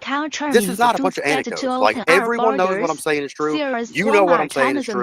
But you not trying to nitpick through it. Like, we're being replaced demographically in our economic sector. More crime is being committed against white people by these non-whites. We're being pushed out of everything, and you want to pretend that it's not happening. The nail salon industry. People like you. The nail salon industry. I mean, do you think that the demand for like first generation immigrants, second generation immigrants to work in like jobs such as like manual labor or nail salons or convenience stores, do you not think they're going to be more pushed towards there as opposed to established families with companies that through nepotism can hand jobs to their children, et cetera, et cetera? Like, I feel like this has a lot to do with how long their family's been in the U.S. It's obviously going to influence the type of labor they're going to pursue. We're not going by what you feel like. Not well, whatsoever. We've been going by what you felt like this entire No, we day. haven't. No. All you've been able to use is anecdotes. Examples that I put out. You're looking up right now an example that I gave and trying to nitpick the whole thing apart. I gave you an example. Wait, do you have an issue with me? You give me nothing. Do you have an issue with me verifying your statements? No, not at all. You're just saying that we're going on my feelings. Like, you're literally looking at something that's not my feelings. I cited a statistic related to crime that you just didn't refute, and you said you didn't believe it, and we moved on, right? So you can't talk about feelings. You said a crime victimization survey. You didn't say a perpetration survey. Wait, okay, so do I need to pull up the fact that it talks about perpetration in the same study? Yeah, that'd be nice if you could like specify something that I could respond to. I did. To. I said that. I literally said that when we brought it up. Did I not? I didn't hear it. I don't know if you just weren't listening. I don't know, but I was listening. Now, let me ask these super chat questions. You can bring in your caller too if you want. North says, again, they have a definite side, I'll just say. But North says, Aiden, to you, do you hold an Israeli passport? Is what he said with his super chat. I didn't think so. Nobody I'm related to does. Nobody I know has ever been to Israel. Fast Gordon says, what part of white culture means Jews get to open our borders? Sears, Walmart, Amazon, Amazon.com, I think. I don't know. Were founded by Pakis and Indians. I don't know about Walmart because Sam Walton, I think, founded Walmart, but I don't know. Yeah, Walmart was founded by a white guy. Yeah, I'm born in Memphis, but I lived in West Memphis, Arkansas. Walmart, the culture is huge there because they're from Arkansas, Bentonville. But yeah, I don't know. Maybe there's some investment there or something. I'm not sure. All right, your caller's here. Who is it? This is Synth. Hello? Hello? Let's see. Let me see if I see him over here. I see a name, but I don't hear him talking. They're muted on their end. Oh. Well. All right, how's it going? Can you hear me now? Yeah, I can. Go ahead. Hey, what's up? Southern Dingo, I heard you say a bunch of dumb shit. I kind of wanted to ask you about some of that. You made a bunch of silly claims about the E2 visa, but it seems like Aiden already dealt with those. I'm just curious. You said that race was scientific? Yeah, sure is. What's the scientific definition of race?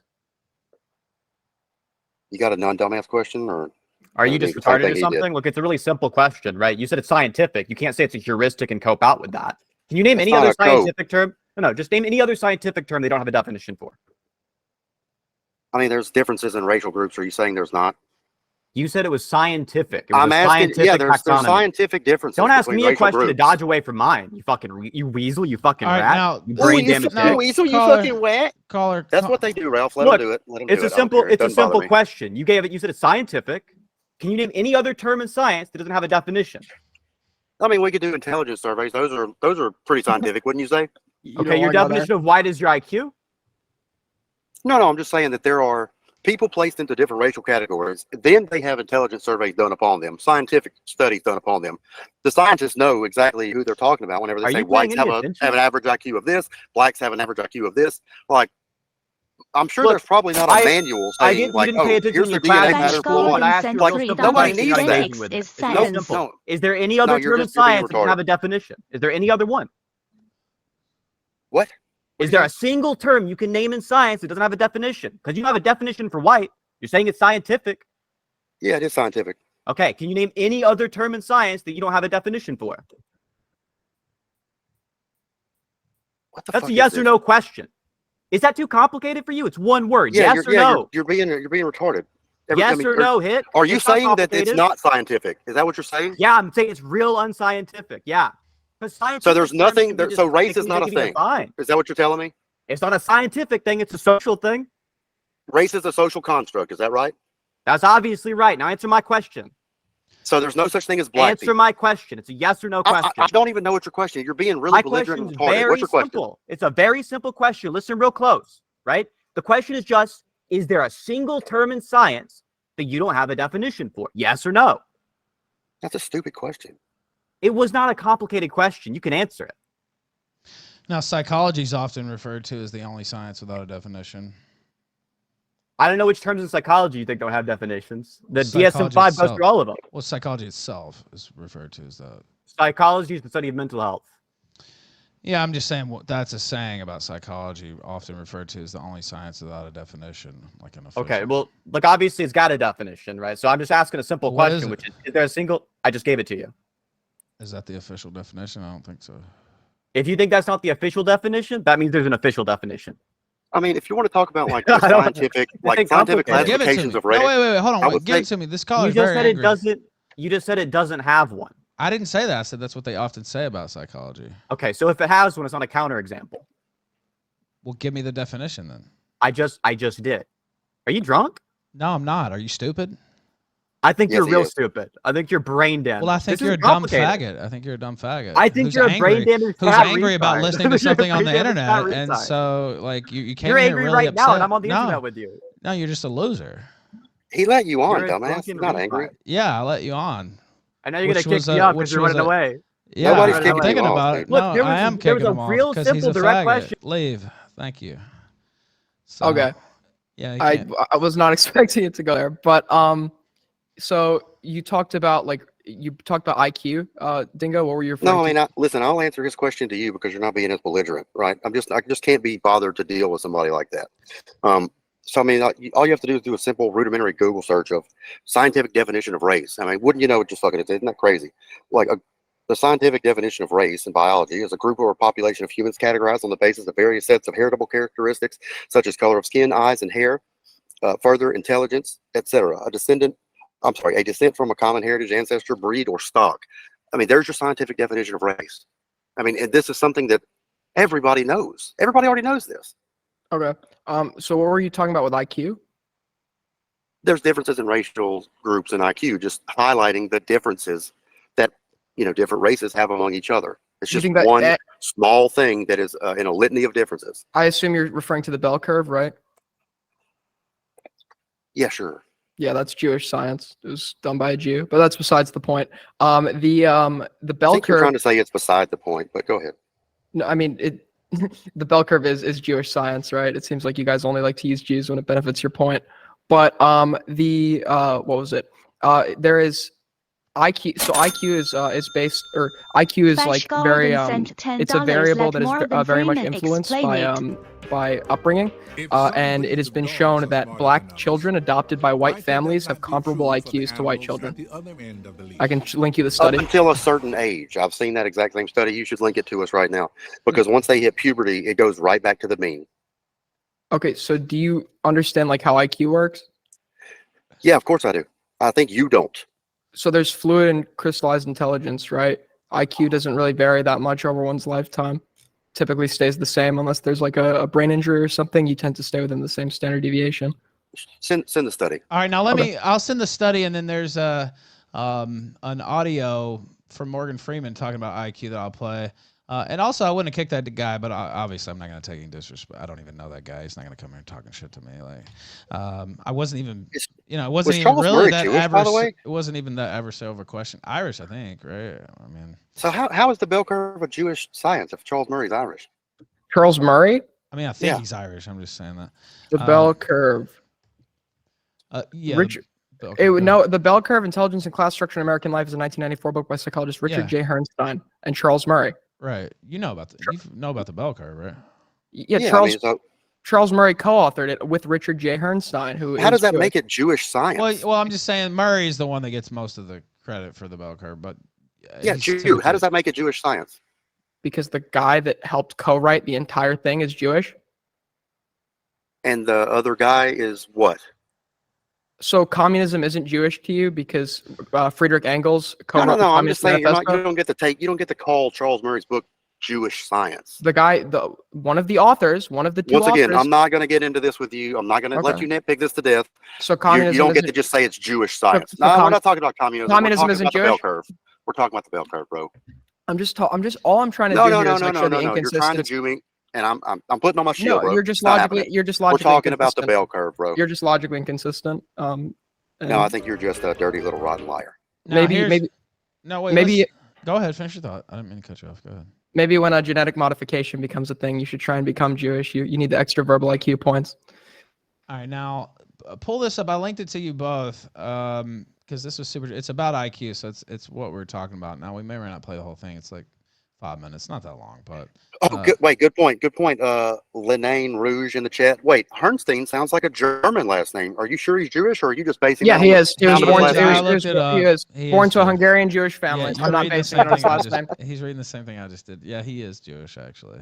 But Charles, it was a co-authored, but Charles Murray's typically the one. I can't believe he's Jewish, even though his name sounds Jewish. I thought that people whose names sounded Jewish are actually German. And that what you were saying earlier?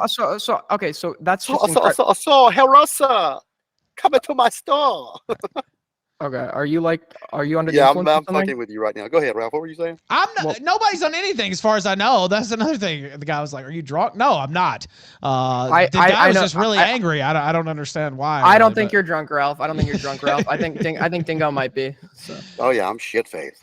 All right, now some of the audience might be. If I had to guess, it's Saturday night. But pull this video up, and then we'll talk more about IQ.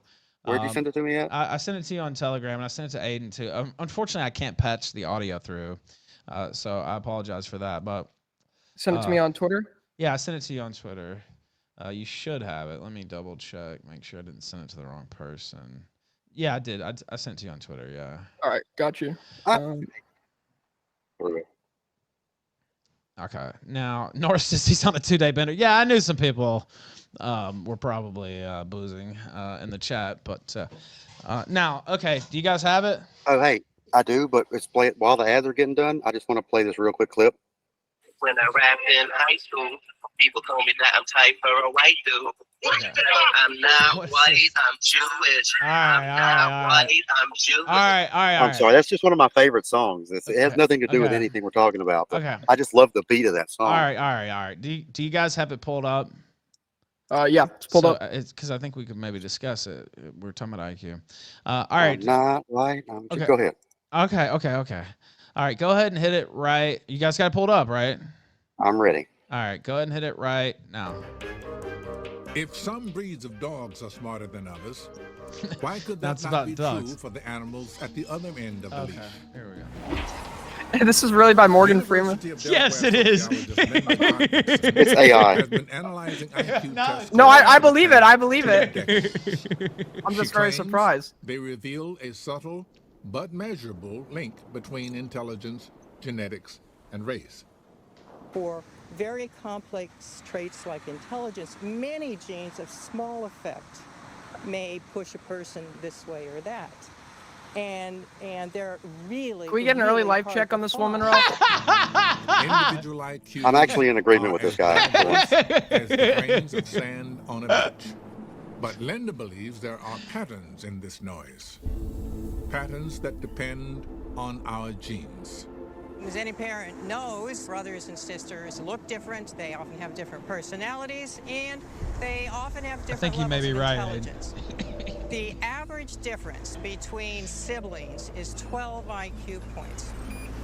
If you compare to random people walking on the beach, you might ask, well, how different are those people? On the average, strangers differ by 17 IQ points. So you see that biological brothers and sisters are 2/3 as different on the average as random strangers on the street. The genes of strangers vary more than those of siblings, and Linda argues this is why their IQs vary more. Her interpretation of this data has led her to a controversial notion that the genetic differences between races might lead to differences in the average intelligence of those races. I guess there would be two rules about human diversity. One is that there's lots of variation within all groups, but there's also a gradation between groups, so that there are recurring and sometimes large average differences between racial ethnic groups. IQ scores in any group of people are spread across a bell curve ranging from a score of about 70 to about 130. There are outliers on either end, but most people are clustered around an average. There are differences between racial ethnic groups on the average in IQ. The average white IQ is arbitrarily set at 100. Blacks in the United States and in many other Western countries average 85. Hispanics, the average would be about 80. Native Americans around that level. And then Japanese and Chinese Americans above the white average, and then Ashkenazi Jews probably around 110 and 115. Linda's research has made her a scientific outcast. She's even been called a racist. What? A claim she denies. Her critics argue that IQ test results are heavily skewed by socioeconomic factors. Childhood nutrition and access to health care can vary widely between different racial groups. If you live in a good neighborhood with well-funded schools, you are more likely to be accustomed to the academic setting of an IQ test. And if you live in those neighborhoods, you are more likely to be Asian or white. There are also concerns over whether the test questions have a cultural bias, a bias reflected by the fact that it's the white IQ average that's set to 100. It's wild. This is Morgan Freeman. Is one race smart? 10 years ago. Depends on what you mean by smart. I didn't expect Could Morgan IQ Freeman. scores predict the greatness of an artist like Picasso or of a political leader like Gandhi? IQ is a narrow obsession. No two people think the same way, regardless of their race. So here's a new Disagree. question. If the brains of the races are similar now, will that always be true? We are still evolving. Could our brains one day become as different as those of border collies and beagles? What? That was crazy then. Anyway, go ahead, Aiden. You can respond. I'll let Dingo. So Freeman gets to stay in the ethno state, Dingo? He's one of the exceptions. No. So okay, so yeah, there are like testing differences on average between like the races and IQ. But as I said before, like there are studies that kind of show that this is related to like upbringing and circumstances while growing up. The study I cited that you claim to know about, Dingo, about Black children who are adopted by white families tending to score very similar to Black children. You refuted that study by claiming that this changes in adulthood. I can't seem to find anything on that. $3. One more point on the IQ question. Israel has a lower IQ than Poland. The only smart Jews are the ones that were blessed with white DNA. Aryan chat upgrade. I'll read this. Fast Gordon says, one more point on the IQ question. Israel has a lower IQ than Poland. The only smart Jews are the ones that were blessed with white DNA. Aryan chat upgrade is what he said. All right, go ahead, and thank you for that, Fash. Fash Gordon. Not Fash in general. Thank you for that, man. Go ahead, Dingo. Pick it up. Yeah, I mean, I guess I just have to just sit here and just search for this fucking shit. I mean, this guy wants to nitpick everything. Like, I have to search for an article. Come on, that's fair. That Black people are just retarded and violent. Like, nobody needs that proof but you in this circumstance. Like, period. End of story. I saw a fucking video this past weekend of all these Black people trying to shoot some music video, and all these Black women were crawling up on the roof and twerking toward the camera. I don't think it's socioeconomic factors. I don't think that they're obsessed with shaking their ass meat in a camera is a socioeconomic factor. I think they are a different group of people, and white people just don't act like that ever. Now, is that one thing they've contributed to America, though? Going back to the question earlier. No.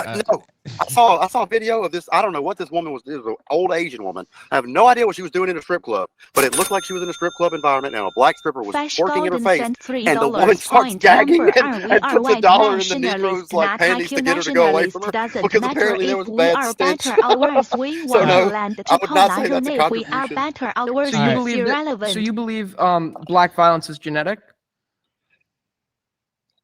I believe it happens consistently throughout multiple decades. I don't really know where to put that blame other than genetics. And I believe it happens in Africa the same way. And no matter where they go, they commit similar crime rates. I just, if you're going to say it's not genetic, tell me what it is, right?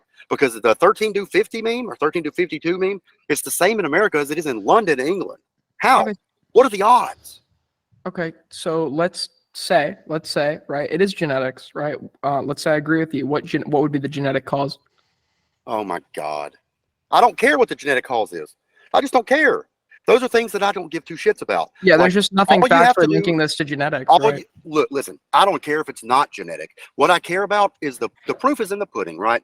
Black people commit similar crime rates against whites no matter where they are. And if they're left among their own devices in their own black country, they throw each other on fires. They fill up tires with gasoline and wrap it around each other's necks and set it alight. These are people I don't want around my people, because guess what happens? Harm comes to my people. Put too close to them. Hannon Hennon is a good example. Victoria Rose Smith is a good example. Ebba Ackerlund in Sweden is a good example. How many more white children have to fucking die at the hands of these non-whites before people like you look me in the eye and say, don't worry about it, Goy, you got to study for that? I'm sick of this bullshit study fucking crap. Yeah, it's a crock of shit. I know. It's a cool you like people like you to tell me don't believe your lying eyes. Guess what, dude? I believe my lying eyes because they're telling the fucking yeah, I know you're a reactionary. You see individual examples. You don't really rely on like quantified data or I agree. Like you're very just an emotional person who doesn't like. So is it not happening? Are interracial crime rates not skewed against white people? No, I've never denied that. So then what are you saying? Wait, it's skewed against white people? The vast majority of crimes committed by blacks in the United States are against other blacks. The interracial crime rate. Meaning, do black people? Oh yeah, more black. Yeah, no, I agree. Sorry. Let me correct myself. I missed. Yeah, do that. Go ahead and correct yourself. Yeah, was it okay? So you're just being really bad. Go ahead and correct yourself, dude.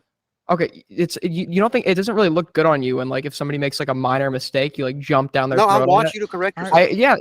So the interracial crime rates are skewed. Black people commit more crimes against white people than white people commit against black people. I agree. Black people commit a disproportionate amount of crime. Black people are disproportionately fatherless. Very disproportionate. I don't know the 13. I know the 1350 meme or whatever. I don't disagree with these facts. We are just simply attributing different reasons to it, right? And what does it matter the reasoning if it's happening? Like what sane person would say? I wonder what the reasoning is. Why wouldn't they just want to remove themselves from the equation? So wait, you want to remove black people from the equation? Isn't that the only logical thing to do? No, I feel all right, okay, now let me pick it up. Now, hold on. What about multiculturalism, which I guess is kind of the root here, right? Dingo's saying it can't work. It won't work, and he's worried about white people, and he wants a white country for that reason. Do you think multiculturalism can work, Aiden? And if you do, why do you think so? I'll explain. Dingo, you're a shining example. You're from Louisiana, right? Fash Gordon sent $3. Can we agree okay, so Dingo, what would you describe your culture as? If Aiden brings up his party, he has to produce it. Make him do it, alpha male. I got to go to bed. Thank you, Fash Gordon. I really appreciate your support tonight. Go ahead, repeat what you said there, Aiden. You were asking him what? Yeah, Dingo. If somebody asked you like, what is your culture? What would you say? I don't know. I can't. I don't know. I don't have one. You don't have a culture? Okay. So are you no matter what answer I give you, you're going to try to break it down and say it's wrong. So, I mean, just what's your point? Yeah, we're having a debate. That's how that works. I'm not going to do a debate with you where we just agree on everything, right? That's not You mean my culture as a white person or the culture in Louisiana? Which one do you mean? What is your culture? I'm trying to ask you. What is your culture? What would you describe your culture as? Just I'm trying to ask you. I'm not. You're responding to my question. You're responding. Yeah, I'm asking you about your question. Do you mean like white people's culture or the Louisiana area? I'm asking about Dingo. I'm asking about you. What would you describe your culture as? White people culture? What's white people culture? Is that what you're asking me? Or are you asking me about Louisiana's culture? It's a serious question. Okay. So your culture probably is far more aligned with that of somebody in Louisiana than it is with a white guy in New York, right?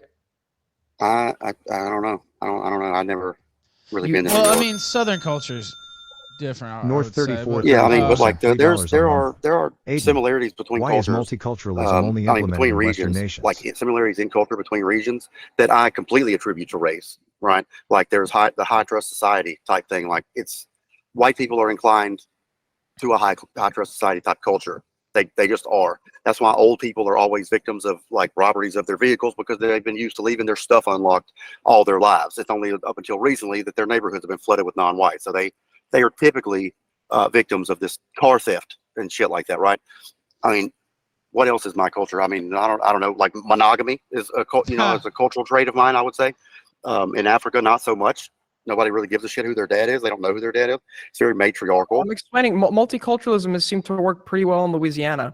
I don't think that it has. We are the second worst state in the country when it comes to crime, whenever it comes to education, whenever it comes to unemployment. Like everything about this state is garbage. Our roads are the second worst in the nation. Do you know that's related to poverty? We are one. Yeah, exactly. So I'd say multiculturalism has been terrible here. Wait, the poverty isn't attributable to multiculturalism. The whites who are impoverished are committing the same amount of crime. No, they're not. Yes, they are. I showed you a study. No, you didn't. Look, fine. You want to nitpick the crime part? Fine. Let's just leave that out of the equation. Why is Louisiana, why do we score the second worst on all national testing, right? Why do we have the second worst graduation rate? Why do we have why are we the second worst in everything? Only superior to one state, which is Mississippi, in all of these things that I'm talking about. And guess what? Mississippi is the only state that has more blacks than us. The armpit of the South, my daddy used to say. Mississippi is the only state that has more black people than us, and we beat them in everything, and only them. Tell me how that's another coincidence. Aren't both of those states also like some of the most impoverished in the entire country? Yeah, but why? So why do you only know? Wait, why? Do you not think there are tons? You should know this. There are tons of white people who are living in poverty in Mississippi and Louisiana. Yeah, I'm asking you why. I'm showing you there's a correlation. There's a correlation between lower test scores and poverty, right? I'm showing you that correlation. I'm showing you there's a correlation between lower test scores and the amount of black people in the state. So okay, so if we're some would say it's because the Yankees have kept the South impoverished for. I think that's silly. I think it's just because of black people. I tend to agree with that point that I said, but anyway, it's not my.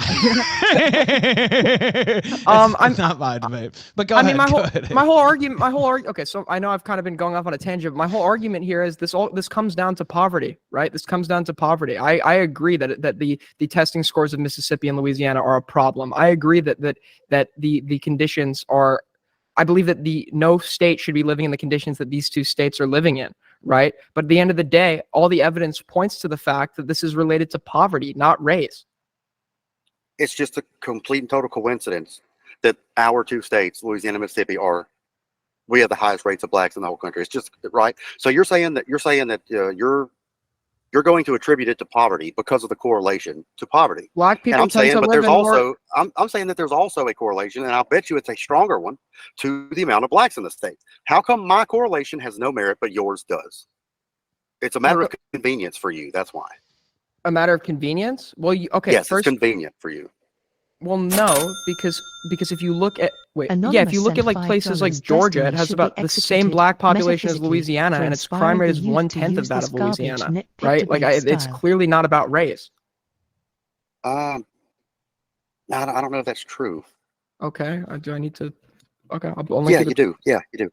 I mean, I don't think they have the same population of blacks as we do. They do. Census data shows. Yeah, show me. Got it. All right, link that if you haven't. And I have a question from North. It kind of goes, I mean, it's not the exact question I asked. His has a definite take. I was trying to do moderator style there, but he says, Aiden, why is multiculturalism only implemented in Western nations? And then I'll pull up that link that you sent. No, okay, I agree that we should get multicultural in other places. I believe in open borders for Israel. That's probably something we agree upon. I don't think it should only be the West.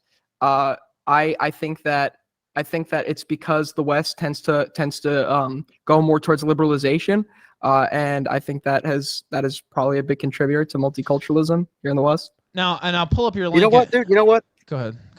I have a question for this guy. I mean, you've been trying to put me on the back foot this whole time and trying to disprove the negative effects of diversity. I'm going to put it on you. What are the positive effects of diversity? Why should white countries want to bring brown and black people into their nations? Why? Why should they want to? Well, a lot of the black people that were here have been here for generations. I don't think we're bringing That's a lot. That's not what I asked you. Yeah, so we're bringing a lot of Indians in, a lot of Asians in. They contribute a lot to our economy. They contribute a lot to our, as I said before, Indians are disproportionately responsible for tech startups. They disproportionately represent the medical industry.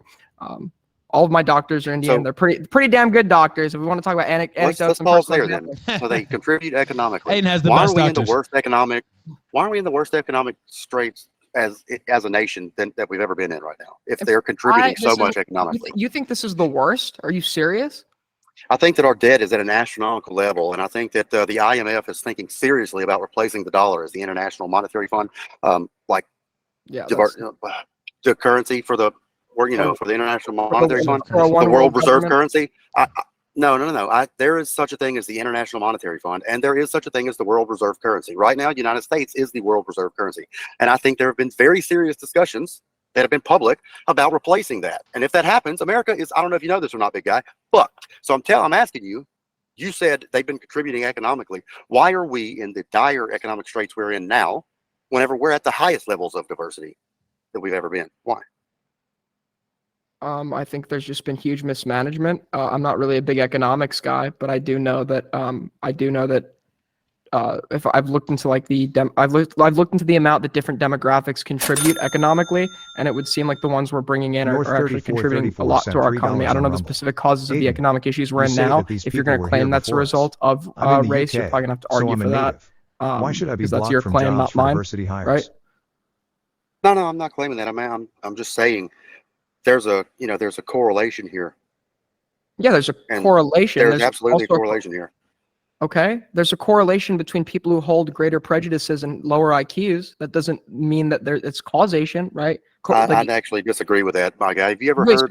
So you would agree heard of the guy with the highest IQ of this millennia? You know his name? Who? Fuck, I don't know his name either. I'll have to fucking Google it real quick. Pause. Let's just pause this debate. Don't say anything. That's fine. Well, go ahead and Google it. Well, I'll say something. He linked this link. Oh, and wait, sorry, I'm looking at the Louisiana one for comparison. Yeah, okay. And I'll pull it up. Yeah, link me that one too. And then Christopher Langan. That's what I'm thinking about. Christopher Langan. He's a white man. He scored a 210 on his IQ test. Another one scored like 219. Another one 231. This man has an extremely high IQ, and guess what? He is a virulent racist and anti-Semite. So I would say that the correlation that you just brought up is complete and total bullshit. Every racist I know is very fucking smart, and all the people like you are retards. Wait, do you not understand the concept of statistical outliers? This guy is clearly an outlier, right? The vast majority of high IQ people don't score near 210. He's 210. What? I disagree with you about your statistics. I don't think that most people who consider themselves or who would have racist views are dumber than others. I really don't. There are studies that show a link between prejudice and lower cognitive abilities, right? That doesn't mean... that I would say you're right about being Jewish science. Okay. I don't know what to tell you. Once again, I don't believe my lying eyes. You're going to tell me Jared Taylor's some kind of fucking retard? Now let me... Jared Taylor argues Jews are white. Why are you citing this guy? Jared Taylor is the foremost player in like racial reality and racial identity politics. The differences among races. And he disagrees with you, so I don't know why you're citing him. I'm citing him because we agree on everything outside of the little thing you just said. Okay. Jared Taylor is invaluable to what I believe. He's invaluable to the formation and the awakening of my people. You should be against him. He's trying to subvert your people with Jewish science. You don't get to decide who I should be against, you. That's for me to decide. So you like... okay. Go. I guess... Finish your thought. If you're pro Jared Taylor, you're pro Jew. I don't know what to tell you. What a Jewish thing to say. That's bullshit. He's trying to make the white supremacist movement inclusive of Jews. What can I say? Who, me? No, Jared Taylor. No, he's not. Yeah, he is. And he doesn't represent any white supremacist movement. There is no white supremacist movement. What absolute Jewish language you're using right now, by the way? Movement. Like, we want to live. We want to quit being victims of these non-whites violent crimes. We want our children to stop being murdered. That's white supremacists, right? Democratic polling of white people does not show a majority of white supremacist views. I don't know who's we in this Because scenario. there's no white supremacist anything. That's a made up term by people just like you that share your ancestry who've been duping my people for centuries. Like, why don't we look at Ireland? I'd say there's a lot of racial awakening going on in Ireland right now. And what are the people who are just like you in the media saying? Oh, they're white supremacists. This is white supremacist ideology. Not wanting your children to not be stabbed by some Algerian migrant is white supremacy. That's the same thing you're fucking saying here right now. That's related to beliefs, Christianity versus Islam, which I would agree. I don't think that it is, my friend. I think it's a racial struggle, and everybody knows it. No, you see, you like to talk about correlations and trends a lot. A lot of these attacks you keep citing in Europe are committed by Muslim perpetrators. This comes down to around people, specifically Muslim. Do you not think it might be General due to their Septic beliefs? sent $3. Is Aiden aware why of the would two it? Why would I repeat allele assume of that the it has to mallet be gene that is because present of their in 1 in beliefs 20 versus black their people? race? You think- Why is you- one you- factor more valuable than the other? So you think it's encoded into their DNA? Why is I'm asking you? Why are Ooh, you defaulting to their religion? Somebody, wait, did somebody, I'm sorry to interrupt you, Ralph. Did somebody just bring up the MAOA gene? Yeah, they did, and I'll read it, and I'm trying to get all this in, but yeah, General. I've been waiting. Okay, he says, is Aiden aware of the two repeat allele? I can't say that word, but of the allele, right? I know the word, but I can never say it right. Of the MAOA gene that is present in 1 in 20 black people that causes an increased risk for shooting and stabbing behaviors. Yeah. Okay. I was waiting for this. I don't know if you noticed. I've been trying to slightly nudge Dingo to bring up the MAOA gene. I don't even know what the fuck that is. It's something a lot of people like to cite as like the warrior gene for why black people are violent, a link between their behavior and genetics. And this is just such a ridiculous sentiment. The MAOA gene is much more prevalent amongst Asians than it is black people. So if this were the case, if this were the cause of their violent behavior, why are we not seeing this in crime statistics of Asians? Yeah, I mean, I'm not arguing anything about it. I've heard of that gene. I just don't. I can't be bothered by these little things like that. Like I just don't care why this is happening. I'm not going to try to find a gene for you. No, I shouldn't. I'm not going to try to find a gene for you. Like, you don't need to. I know what it is. Proof is in the pudding, right? This is happening. I don't care why it's happening. It needs to stop happening. It's very simple. Like, I mean, people argue about this kind of shit with pit bulls versus other dogs all the time. It doesn't matter why pit bulls eat babies alive. They do it. Don't get a pit bull. It's fucking simple. This is the exact same thing we're talking about here. I don't care about some gene and this and that. I have no interest in pinpointing genetically why blacks are the way they are. Okay, it's a waste of time. So are they the way they are or not? Yes. So the studies, the facts, the causes are irrelevant. You're just more concerned with what's happening, what they're doing. 100%, like any sane person would be. Okay, so then I would ask you. Well, no, I think there are like much more viable like ways to solve this if we look at the causes, but that's besides the fact. What would your solution be then? White separation. In the United States? Wherever the problem is occurring, everywhere. And do you think how will that ever happen, out of curiosity? I mean, there have been large demographic oustings throughout history. Like it's people like you like to act like this is impossible. If white people all wanted non-whites to go back or go somewhere else, they would go somewhere else. But they overwhelmingly don't want that. That's not. I answered the question you asked. Yeah, I'm asking how you would be able to ever achieve something like this without the support of the majority. I don't know. North 34 sent $3. So yeah, so my argument would be, my follow-up to that would be, if this is just unviable and unrealistic, right, to solve this issue. I don't think it's unrealistic. Well, I just asked you how this would happen, and you said, I don't know, I'm not here to argue that. Yeah, I don't know. No, I don't know. I don't know how it would happen. Like, I don't have steps 1 through 5 of racial revolution on hand. I'm not that guy. It doesn't seem like anybody does, because No, somebody would. Yeah, somebody would. It's unrealistic. You even said yourself. You even said yourself, America is doomed. Why would you say that if you thought this was realistic? I mean, I'm one person. Like, I'm pretty black-pilled. I look around and I see non-white. So I'm asking you. Crime on white. I'm trying to answer your question, dum-dum. I look around and I see a lot of shit. I see white people being displaced. I see them being victimized by violent blacks or other types of non-whites. It makes me black-pilled. Maybe I'm wrong. Maybe it's not unsavable. I'm not saying that it's definitely unsavable. I'm just saying, if you want to save it, white separation is the answer. Now you want to go into something completely separate, which is, how do we do it? My answer is, I don't know. I'm not that guy. I mean, it's going to take a different breed of person to do that. So let's say we're in a room, right? The room is on fire. It is burning to the ground. we have a fire extinguisher in front of us. You're essentially saying, what if we summon a magic wizard that will vanquish the fire? And then I'll be like, well, how are you going to manage to do that? That just seems totally unfeasible. You're like, well, I don't know. So it's like, okay, well, if you don't know, then wouldn't it make more sense to use the fire extinguisher? Right? We have alternatives here that are realistic, that we don't need. I mean, most people are in favor of. That's a dumb metaphor. Can I tell you why? Because like whether the wizard does it or the fire extinguisher does it, it's putting out the fire. But the wizard's never putting out the fire in this metaphor Neko is removing the blacks, right? But the wizard's never showing up. So why not? Yeah, but what I'm saying is the end goal in both of these scenarios, whether the wizard does it or the fire extinguisher does it, is putting out the fire, which in this metaphor is a placeholder for removing the blacks. What you're saying is let's not remove the blacks. Let's find other things to fix the problems that the blacks are causing. And I'm telling you, that's what they've been doing for 50 years. Even if there were ways we could fix black behavior, why would we want an outside group to come in where we constantly have to find solutions for them to act not like themselves?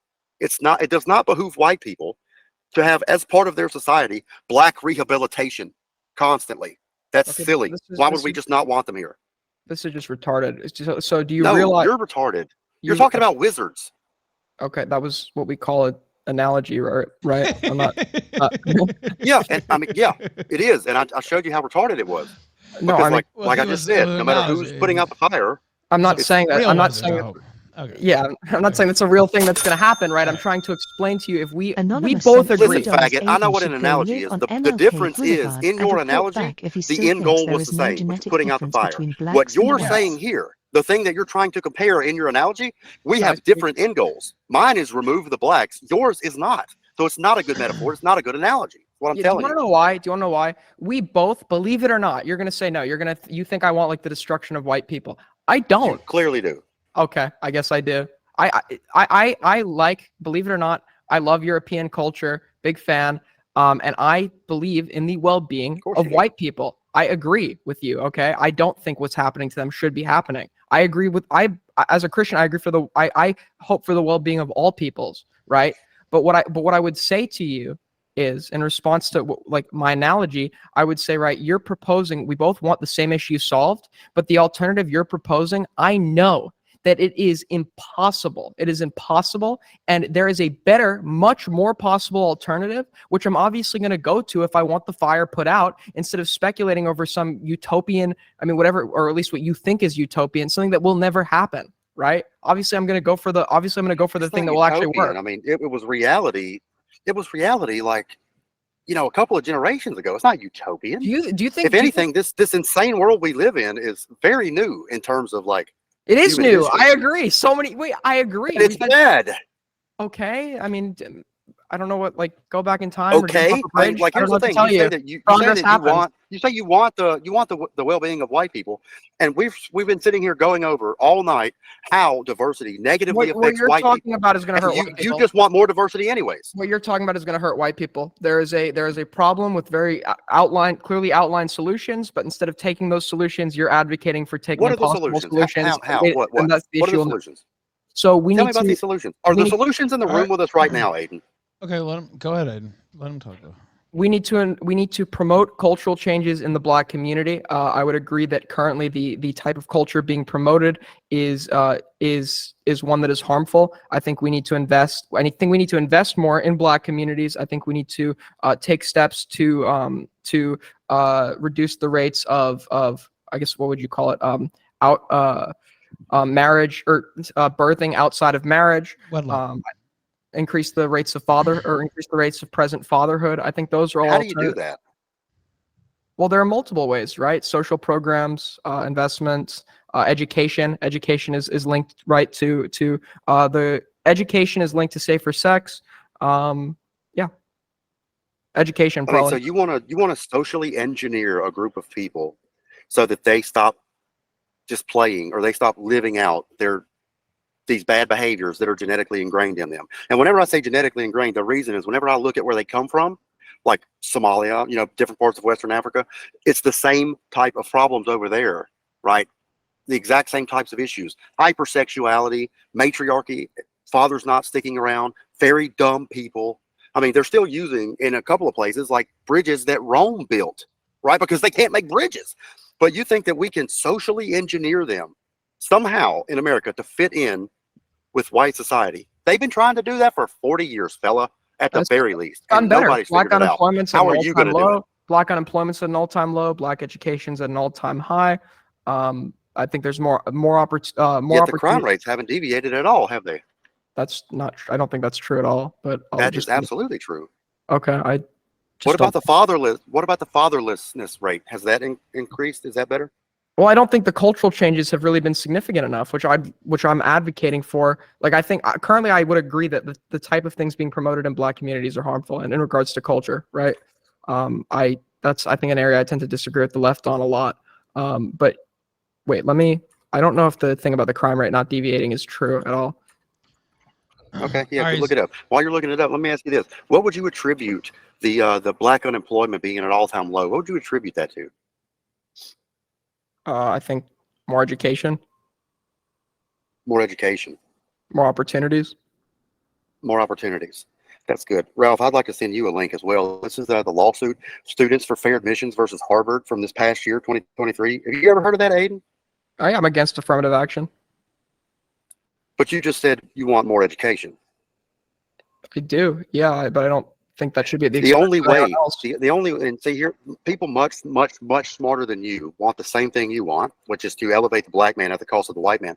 And they found out that the only way to give them quote unquote more education is to give them a racial priority above white people in this country, and that's why this lawsuit exists. So whenever you say you want more Black education, what you're really saying is you want more displacement of white people from their own educational institutions.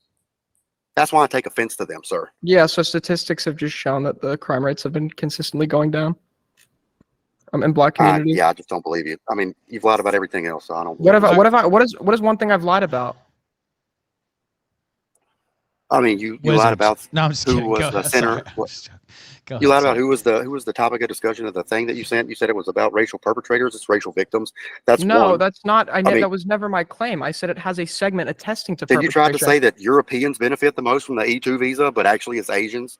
Like, you lied about a lot of stuff so far. There's two examples off the top of my head. I don't want to relive the entire 2 hours of talking to you right now. I immediately corrected myself that Japanese benefit the most. Then it's Europeans. I immediately corrected myself. So that's not a lie. That was an honest mistake, which is why I corrected myself literally 4 seconds after the fact. You'd have to be arguing from the most bad faith position ever to interpret that as an intentional lie.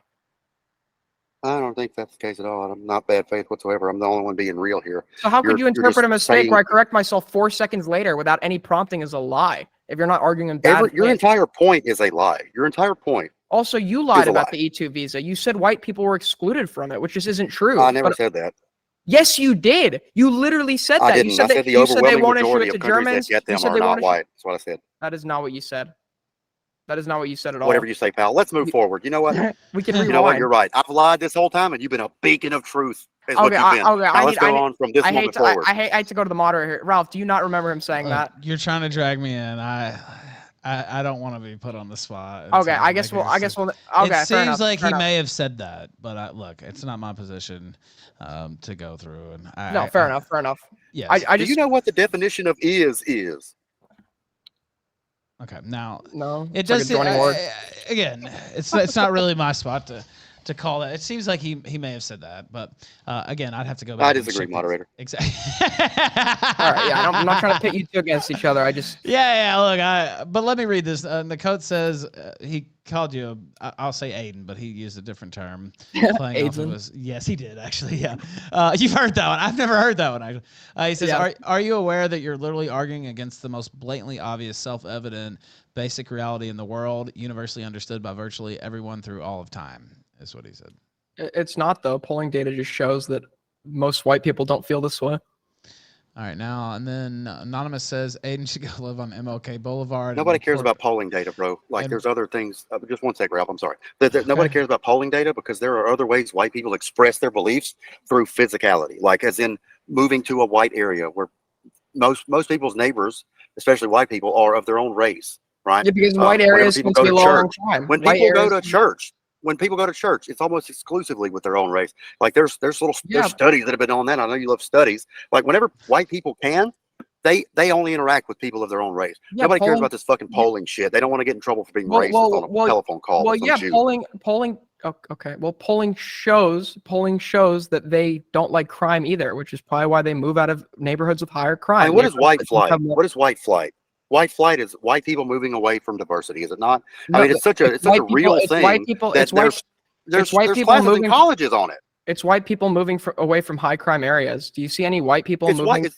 It's white people moving away from non-white. How many white people are moving to like fucking Harrison, Arkansas, or these like impoverished like white areas in the South? You're gonna tell me that white flight is not racially based? It's correlated, but it's not causative. How could you say that? How could you say that like so confidently? You can't possibly know that. Because polling data just show. I'm actually actively saying it right now, believe it or not. But the polling data just shows that that's like not what polling data just shows that they don't share these feelings related to race that you do. So you say, okay, it's their actions. I don't care about polling data. Well, their actions also their actions align with said data because it shows they also don't like crime. So of course they're going to move out of areas with higher crime and higher crime. Who's committing the crime? I've agreed. Wait, when have I ever disagreed throughout the entirety of this conversation that black people disproportionately commit more crime? When have we ever disagreed? Well, then what are we talking about here? I'm saying that the white people don't want to live around blacks, so white flight exists. No, they don't want to live around. It's not the fact that they're black. It's the fact that they commit crime. They don't want to live around crime. And exactly. I agree. So we should reduce crime in the black communities. So we should reduce crime in the black communities. Then we'll reduce white flight. We've been trying that for a century. And it's been working. And it's been working. The crime rate has decreased. The employment rate has increased. All studies show this. No, I don't know. Show me a study, because I don't believe that. I don't believe that whatsoever.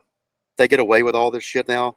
Like, we have political prisoners like the McMichaels and William Roddy Bryan and Darren, what's his name? Derek Chauvin. You can't lynch just can't people. be white anymore. I'm sorry. It's illegal to even be white now. You can be white without lynching people. That's okay. Oh my God. Oh yeah, because I'm up here. Why did the McMichaels feel the need to follow Ahmaud Arbery and not just call the police? $3 on Rumble. White flight has happened all over They Europe. had called the police multiple in the UK, times. We are now becoming a majority in our capital. The police were on their way. The police later showed up. Why did they need to follow this guy? What's your point? You said, why didn't they call the police? They did call the police. The McMichaels are murderers. The McMichaels are murderers. They're not murderers. You're stupid. They are murderers. How are they murderers? Now, you know what? Never mind. I know what you're going to say. White people bad.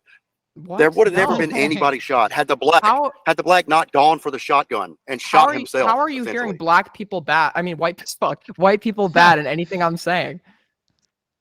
You just asked me, why didn't they call the cops? They did call the cops. Yeah, and then why didn't they just wait? This guy posed no immediate threat to anybody, so why'd they follow him? That's not true whatsoever. He posed. I mean, whenever you're trespassing in a neighborhood over and over and over again, you are absolutely posing a threat. How is it? I mean, this is natural instinct, dude. This is shit everybody knows. This is why lions kill cheetahs whenever they see them, because outsiders in our fucking place, that's not good. This is why if a white person goes to a black neighborhood, the first thing they'll hear is, "What the fuck you doing in my hood, white boy?" Like, this is a wall of humanity. I jog through neighborhoods I don't live in all the fucking time. This never happens. Black neighborhoods? I don't go. I mean, actually, yeah, some of them. Some of them. Sorry, some of them are black neighborhoods.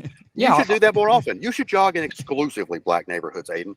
I was actually in Oakland the other day. Yeah, I go through pretty black areas. Pretty black. Yeah. Good. I think you should. Okay, I do. But what I was gonna say to you was, actually I don't remember. Oh yeah, they're murderers because they followed this guy, despite the fact they could have waited for the police, and he posed no immediate threat to anybody. And you can't argue he posed an immediate threat because he had no weapons on him. He was clearly jogging, right? He went to go check out a house that was being built that multiple other people that week had also been inside of, right? With no pushback, right? Multiple people had visited that same property in that same week who were white, and the McMichaels never called the cops on them or chased them down. The people who were building the home you call it visited. They were working there. Wait, this motherfucker was not on the crew. There were other people besides the construction workers, women that came to go visit the house, right? Did they have permission to be there? No, not to my knowledge. Not to your knowledge. That's really convenient. I've heard nothing about that once again. Like, the facts of the case are, let's talk, fuck it. Let's say you're right about the McMichaels, which you're not. You're wrong, and you know it. I know it. Everybody knows it. But if you were, what about William Roddy Bryan, who did nothing but videotape the incident? He's in fucking jail for life for murder as well. Why? Yeah, I think his conviction was ridiculous. I agree. I mean, okay, cool. That's great. I'm glad we agree on something. Like, I mean, there are multiple racial court cases that have been decided simply because the courts did not want black people to, and this is a colloquial term, chimp out, right? Ahmaud Arbery was jogging. He didn't chimp out. Like, I don't understand. Like, no, that's not what I meant. He wasn't a criminal. He wasn't a criminal. Whatever you say, pal. Wasn't he a father? He was absolutely a criminal. Wasn't he a present father? If a black person is over the age of 16, I assume they're a father. Okay, but a present father. I have no idea.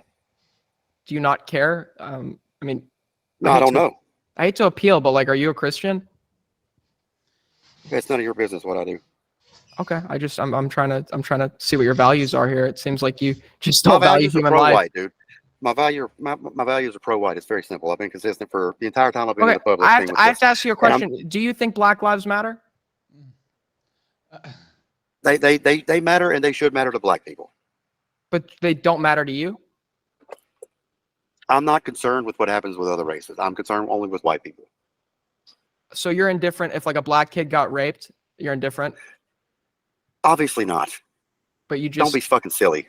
Whenever I try to put my political energy into something, it's not for the betterment of black people, because they have everybody already doing that. Our government institutions do that. Their 501c3s all over the place to do that. Jews at large are doing that. They don't need the E3s that disproportionately allowed people need me. Yeah, the Japanese crime rates in this country. God, man, the E3s or E2s really causing the crime here. What a non sequitur. And you know it's not a non sequitur. It shows it is. You just immediately shifted from blacks to Japanese somehow. Because that's what the E2s are. You realize what you just asked me, right? Did you hear yourself? Would you care if a black kid got raped? Who the fuck says that? Well, I'm trying to see what your values are. If you just have a you're total a sick fuck, dude. That's not really sick. That's a question to. No, yeah, you're a sick fuck. Like, okay, who would ask somebody that? Me? I'm trying to see. Do you what really your think values that are? I'm going to go like, no, I don't care? Obviously, that's fucking disgusting. Well, no, yeah, I mean, you don't care about the children of a black father who was murdered for jogging.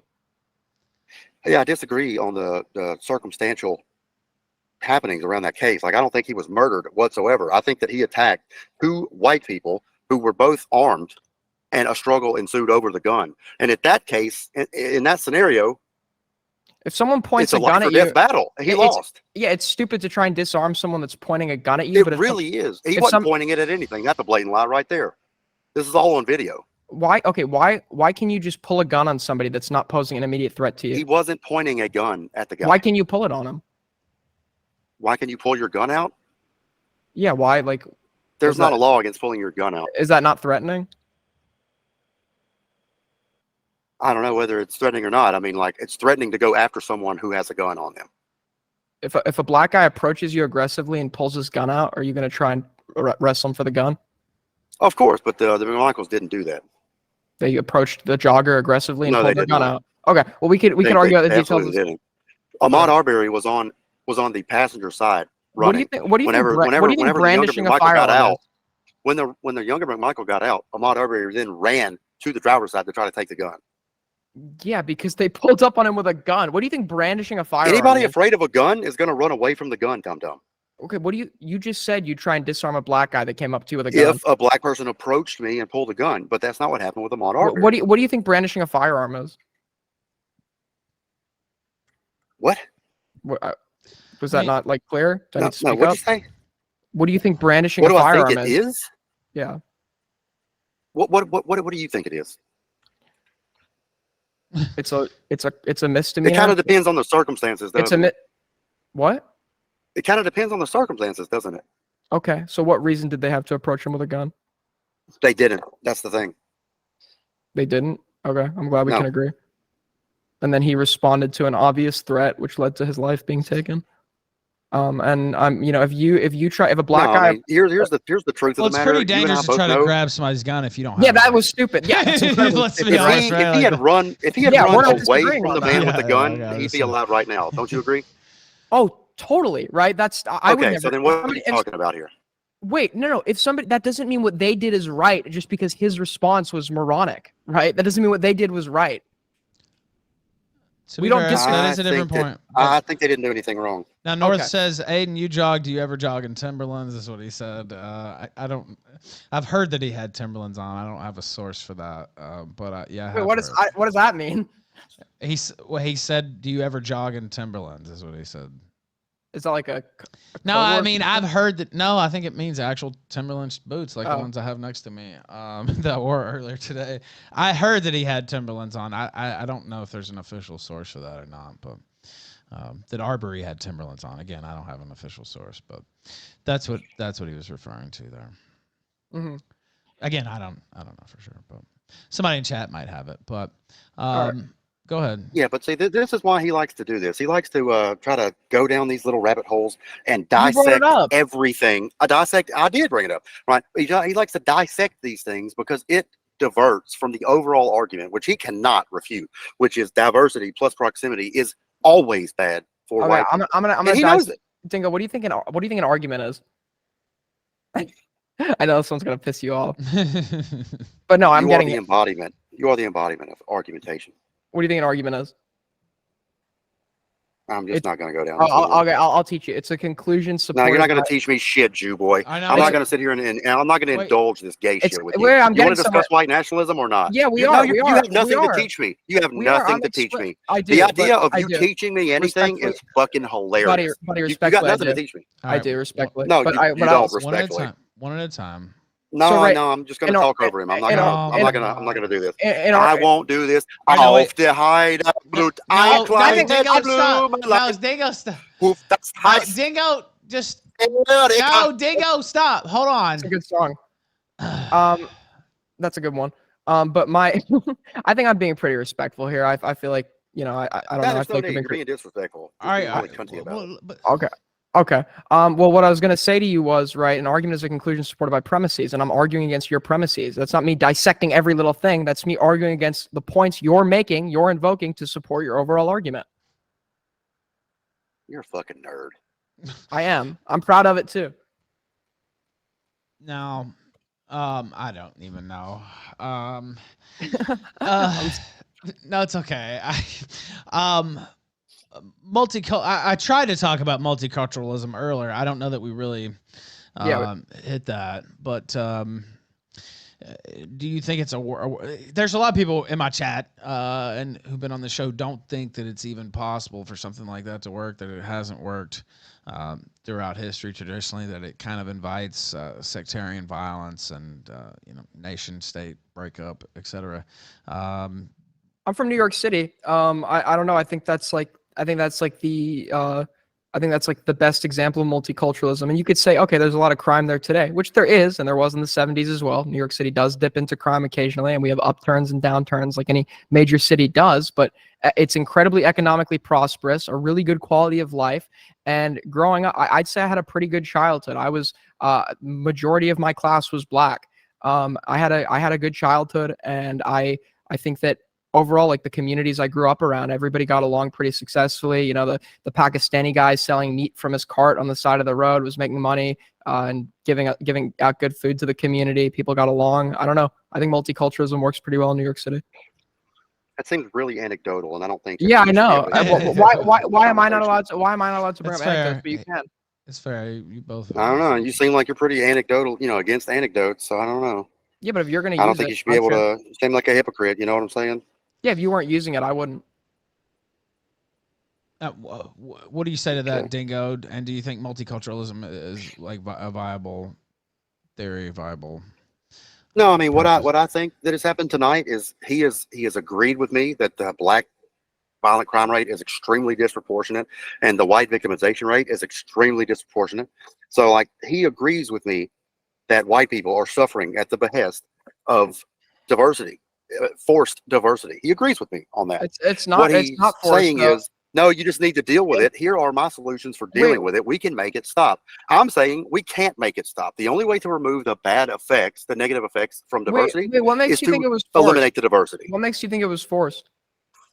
Segregation in the South, was abolished at the barrel of a gun, my friend. There were pictures of the National Guard forcing white children into schools with Blacks at the end of a gun.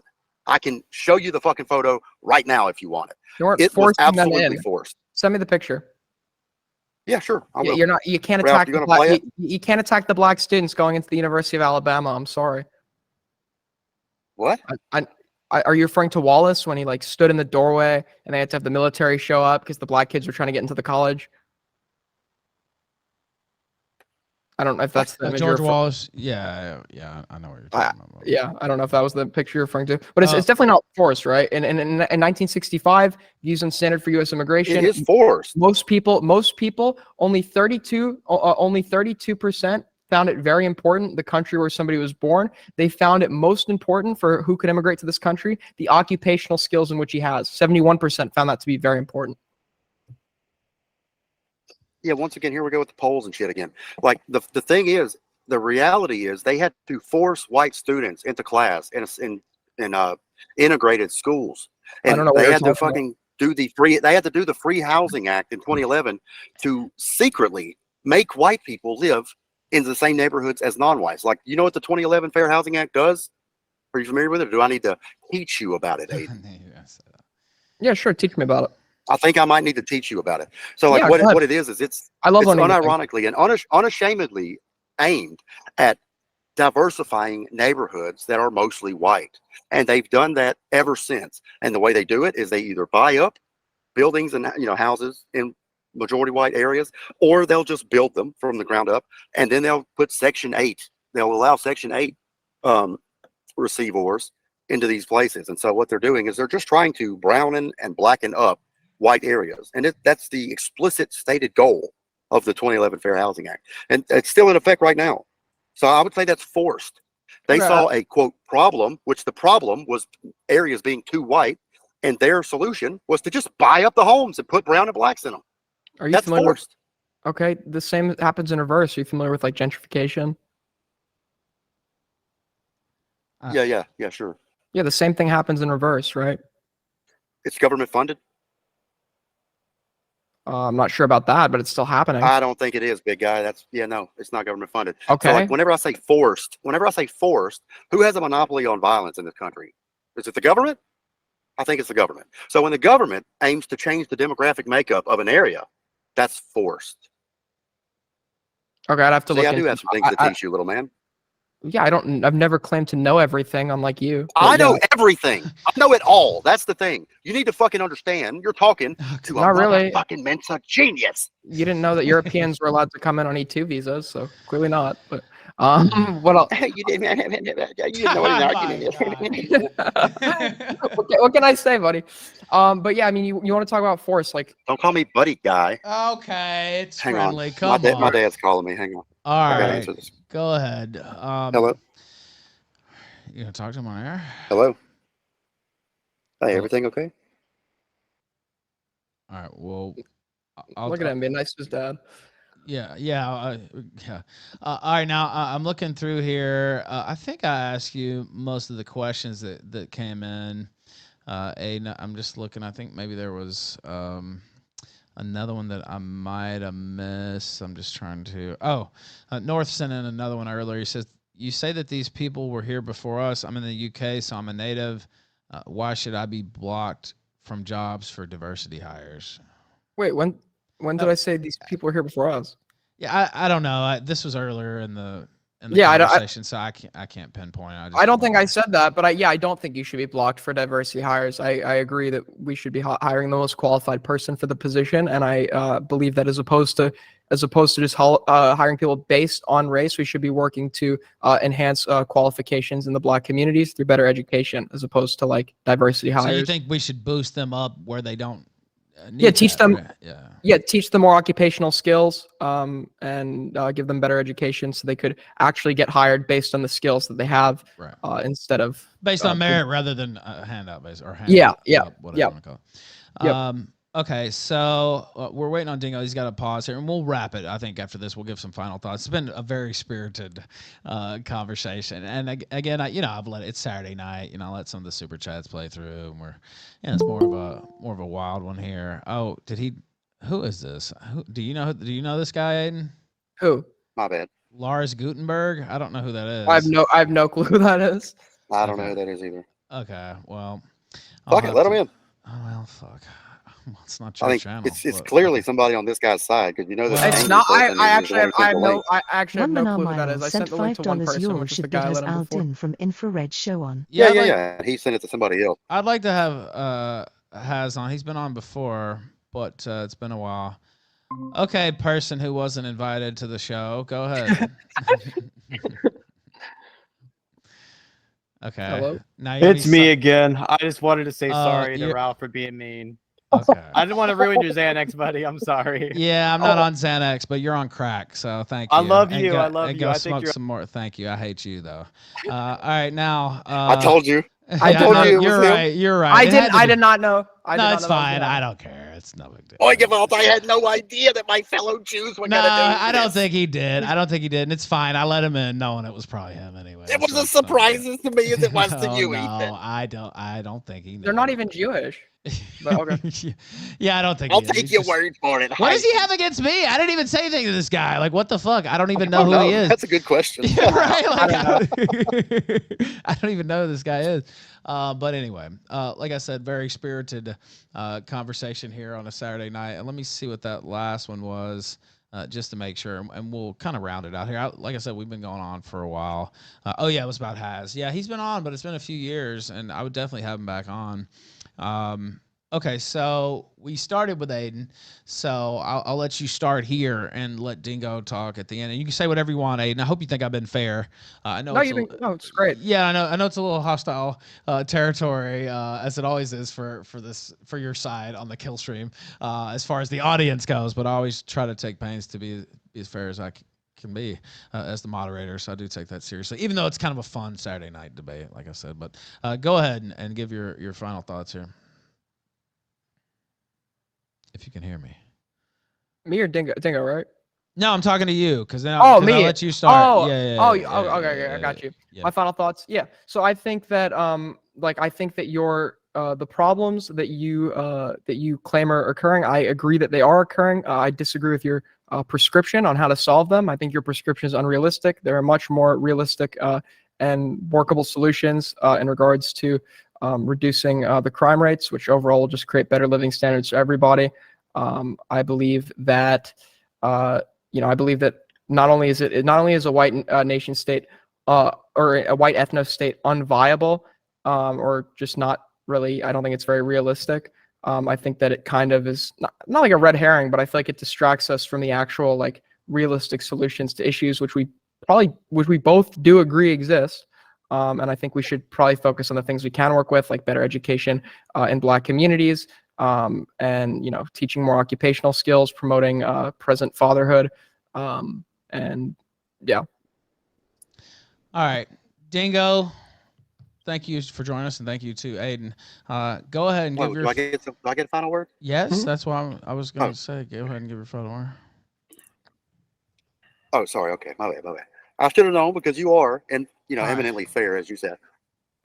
That's right. Go ahead. Sometimes a little too fair in my well. No, but so I mean, I would say for my final statement that the idea that Aiden just brought up, that we could somehow socially engineer Black people to try to instill fatherly instincts into them is laughable. It's silly, but oddly enough, it's been something that the elites of our country have been trying to do since Black people got here. They failed over and over and over again. And my point is, the problem is not multiculturalism.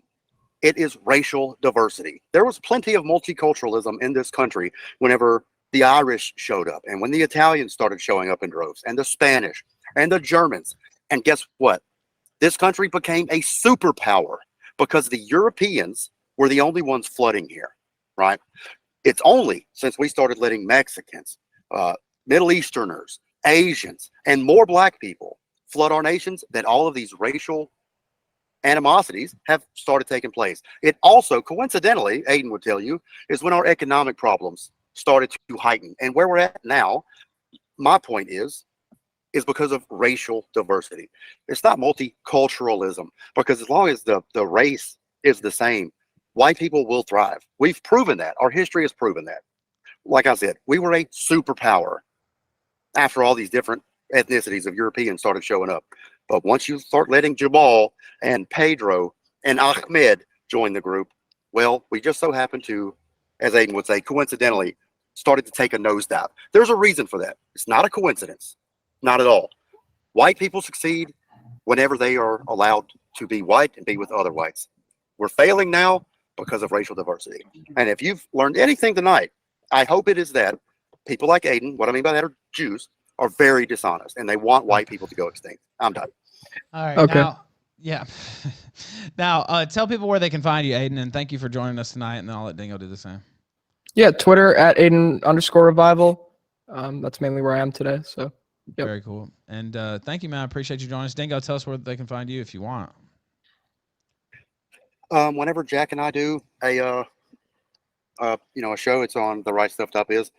You can find it there. It's called the Southern AF Podcast. But can I shill Jack's TikTok real quick? Yeah, if you'd like. I would like. Okay, so a lot of people know that my South African co-host, his name, he goes by Bower Jack. He's got, and I know you're probably thinking like, oh, a TikTok, that's like gay. Yeah, it is kind of gay. But I mean, like, not whenever Jack does it. He's oddly like very, very popular on TikTok. So I mean, like, since he found some, TikTok to be a viable avenue to get his beliefs out, he's been doing a lot on TikTok. Now, if you want to find him on TikTok, where the fuck? Okay, it's at Ja Johannes. Now, how to spell that is JAJOHANNES. So it's like at Ja Johannes. That's him. If you want to learn about what's going on in South Africa from a South African perspective, that's where you can find him. He does live streams on there. He does responses on there. It's really great stuff. And he's got a pretty big voice on there. Like, I'm looking at his homepage. His last video did 106,000 views. Like, this motherfucker is big on TikTok. Holy shit. Yeah, so go check him out. Ja Johannes. Shit, maybe I need to get on TikTok. But thank you, gentlemen. I had fun, and I like both you guys. And, of course, Dingo I talk to all the time. But Aiden's always been cool when I've had him on. So I appreciate you coming on, too, Aiden. And thank you, gentlemen. Yep, no problem. Thanks for having me on. Take care. Thank you, guys. Peace. All right. Farewell. Yeah, thanks, my wigger, my honky. Love you, bro. Peace. Love you too, man. Take care. There we go. Blood sports debate on the Killstream. Wow. Okay, that was pretty spirited. We'll give a round of applause for both gentlemen there. Thank you for watching this clip. This is the CAC. Remember to like and subscribe.